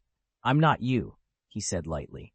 My ancestors always said, if you don't want to do something, don't do it. No one can force you. And compromise? I'm no saint. I don't care about other people's opinions, so why should I bend to anyone's will? Ross's jaw clenched. Fine. Enjoy your stubborn pride. I hope one day you won't regret this. He rose from the sofa and headed for the door. Wait a second, Aaron called after him. Ross stopped in the doorway and turned, curiosity flickering across his face. What now? Changed your mind? Aaron's grin widened, faintly embarrassed, but unmistakably smug. Hardly. I just wanted to remind the Secretary of State, before you send a task force to haul me in, you might want to think about the cards I'm holding. A heavy silence fell. Ross's scowl deepened, and the others exchanged bewildered glances.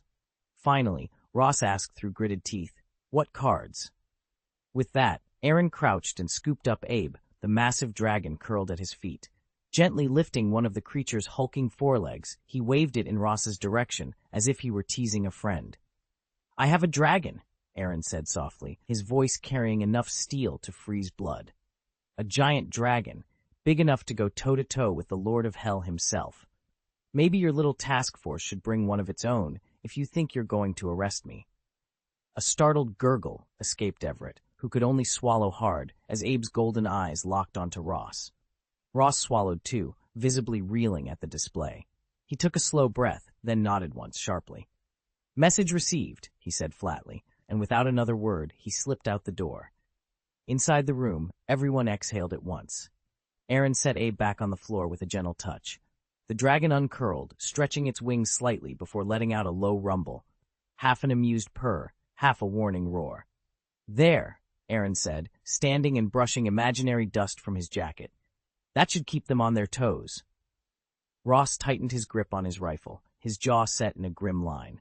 As deputy captain of the task force, and one of the few who'd actually witnessed Abe in combat, he knew better than anyone how hopelessly outmatched they were.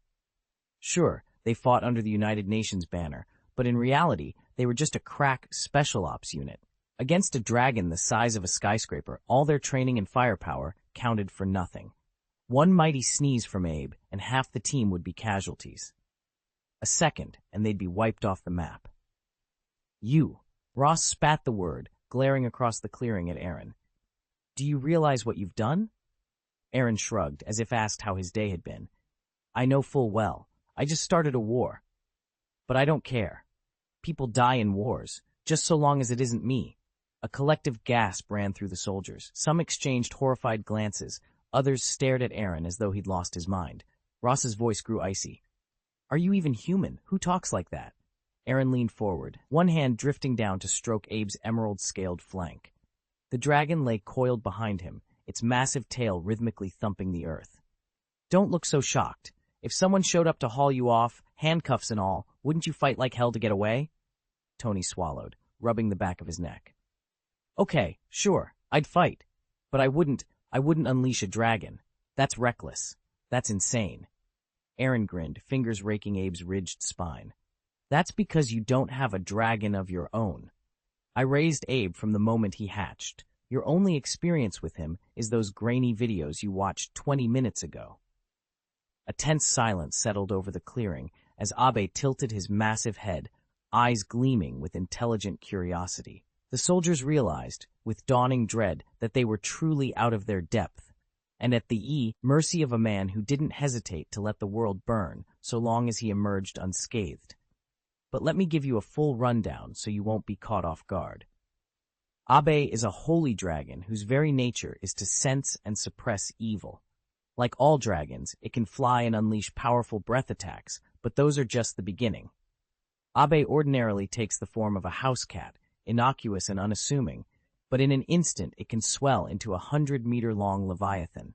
In that colossal shape, its strength, defense, and speed skyrocket, Small arms fire, and even artillery shells simply ricochet off its diamond-hard scales. Elemental mastery comes as second nature. Water, fire, earth, air, lightning, light, and darkness all are at Abe's command, allowing it to adapt to any terrain or tactical situation. It even manipulates the weather at will. Bright sunshine or drenching rain, thick fog or blinding snow, and if it chooses, full-blown hurricanes, thunderstorms, or flash floods. As if that weren't enough, Abe regenerates from any wound so long as you don't kill it outright. In short, there are only two ways to neutralize Abe. Confront it with a force stronger than its own, or enlist a subfather, a demigod-level power. Within the Avengers, only Thor fits that description. Chapter 7. The Dragon's Leash. The strategy room fell into an uneasy silence as Secretary of State Ross leaned forward, eyes fixed on the hollow projector at the center of the table. The image hovering in midair was unmistakable. Abe, the holy dragon, coiled like a living cathedral of scales and light. Every breath he drew sent ripples of heat through the reinforced glass walls. If he breaks free again, Ross said, voice tight, only Thor might stand a chance of subduing him. He let that statement hang, then added bluntly, but even the god of thunder can only hold Abe in place. He can't eliminate the threat. A ripple of unease passed around the table. General Kelly shifted in his chair. Alternatively, Director Aaron interjected, you could try brute force. Flood the perimeter with enough troops and equipment to overwhelm him. After all, Abe's endurance must have limits. In theory, 1,000,000 well-armed soldiers could pin him down. He allowed the weight of that grim possibility to sink in. But let me be clear, this only works if the dragon stays. He's faster than a Quinjet, and he can dive straight into the ocean, lungs full of air, remember. Once he takes to the skies or vanishes beneath the waves, you'll never catch him. Murmurs erupted. Ross's scowl deepened. That true? He demanded. It is, Aaron replied evenly.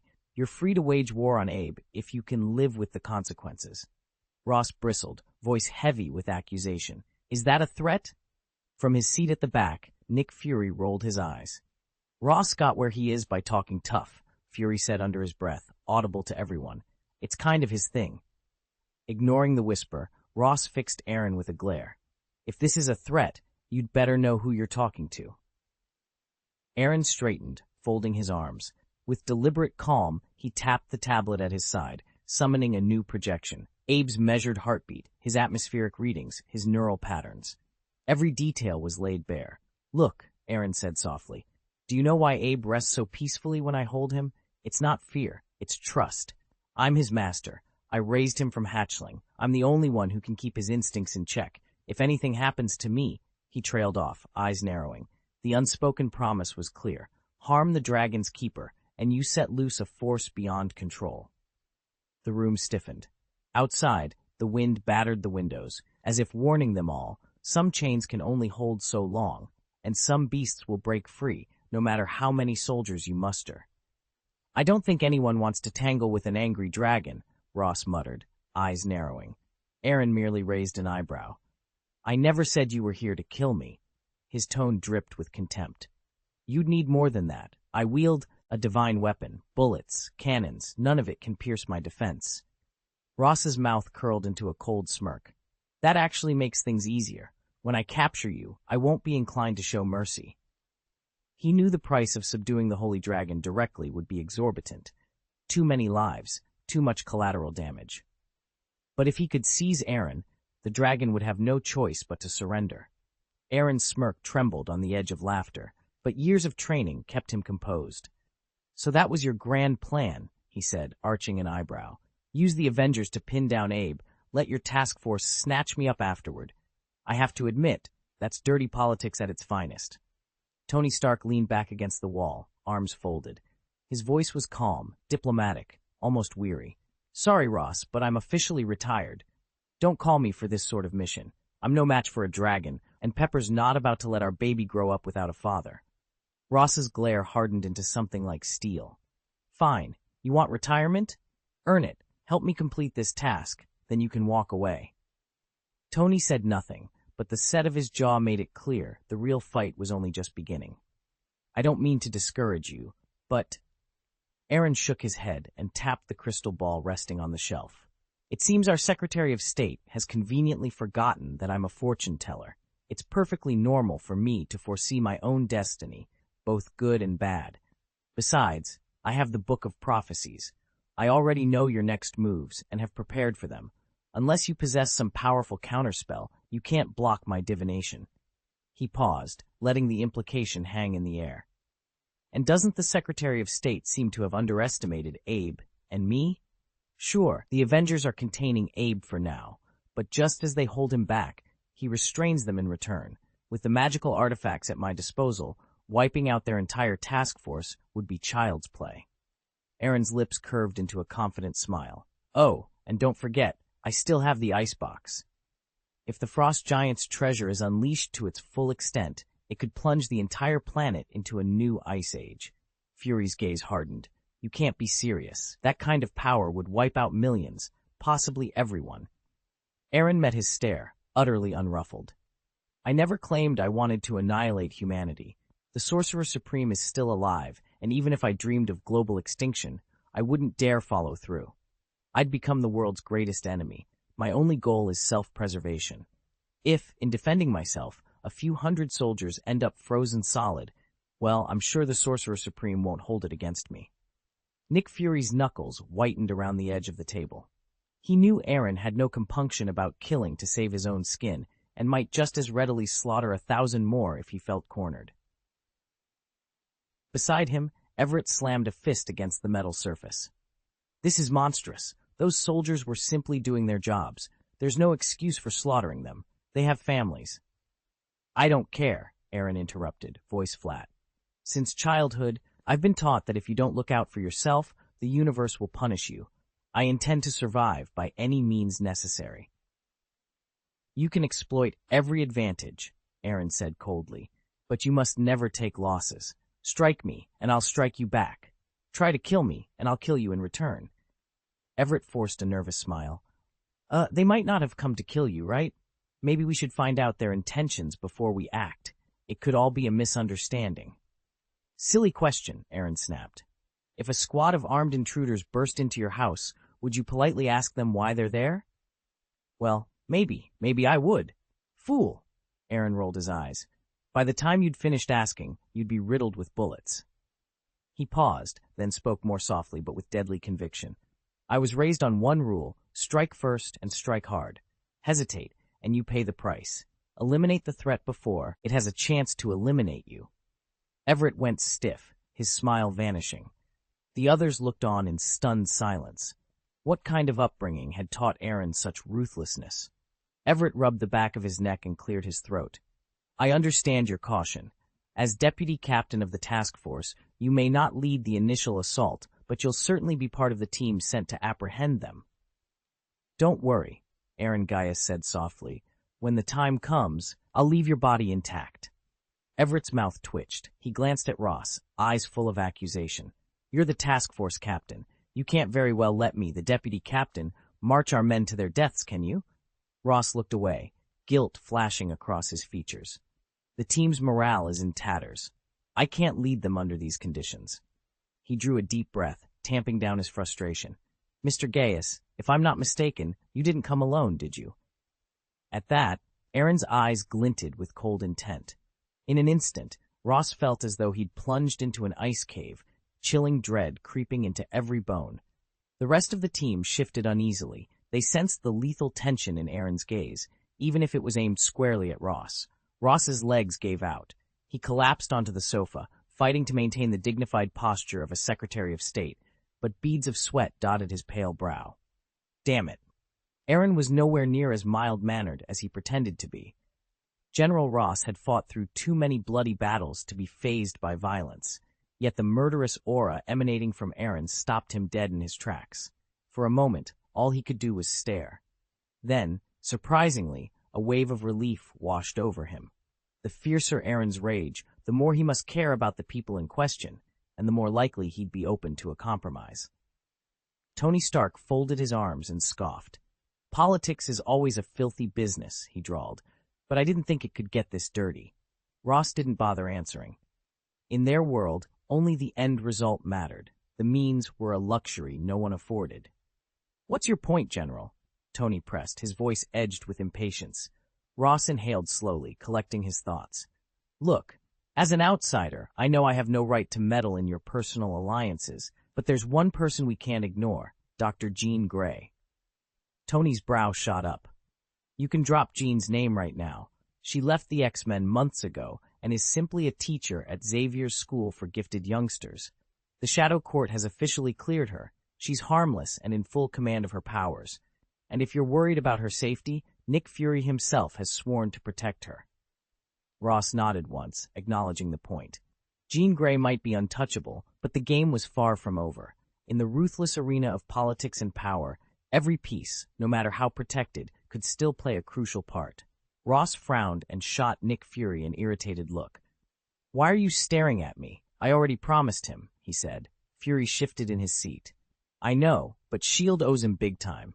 Ross rolled his eyes. Fury understood the silent rebuke. Ross was never short on complaints, but never shy about passing the buck. Listen, Fury continued, leaning forward. If you can't handle it, don't blame the job. It's not just us. Even the Avengers are in his debt. He rescued the board of directors once, and you know how many retired generals rely on his specialized treatment to stay in peak condition? Ross rubbed his forehead, exasperated. Good grief, he thought. In his estimation, Jean Grey was by far the most valuable mutant, yet Aaron had foreseen that and put a safeguard in place for her over a year ago. Aside from Jean, Aaron had flagged 2 other women for his attention. One was Daisy Johnson, just an ordinary college student, nothing more. Ross glanced up at Fury. So what am I supposed to do? He asked. Fury met his gaze evenly. Whatever it takes, he replied. We owe him that much. It would be too awkward to target ordinary people, and Wanda Maximoff is out of the quest. Ion, she just retired, backed by that mysterious contract god, so there's no point in provoking her right now. Ross clenched his fist, feeling a peculiar ache beneath his ribs, like a liver shot he never saw coming. His usual methods, flooding her with accusations, probing for weaknesses, just wouldn't work. She was airtight. Then he realized he'd almost overlooked the most obvious choice of all. He turned to Jane. A Volturi vampire. What better mark? Ross lifted his chin and declared, Jane Volturi, a member of the Volturi clan. Aaron sighed and ran a hand through his hair. You want to bring her to justice for all the people she's killed? Isn't that exactly what justice is for? Ross shot back. You know how Volturi vampires operate. None of them are vegetarians. Over the centuries, she's fed on dozens, maybe hundreds of innocents. Aaron cracked a slow smile and began to clap. Ross, I've got to hand it to you. Your knack for digging up old crimes never ceases to amaze me. Ross squared his shoulders. I'm not doing this for sport. I want justice for those lives cut short. He paused, meeting Aaron's gaze. Are you with me? It looks like you've only provided the chapter title. Gaius would not protect his maid, right? And a website notice. In order to give you a polished, coherent rewrite, I'll need the full chapter text. Could you please paste the body of the chapter here? Once I have the complete content, I'll revise it into smooth, idiomatic English for an English-speaking audience.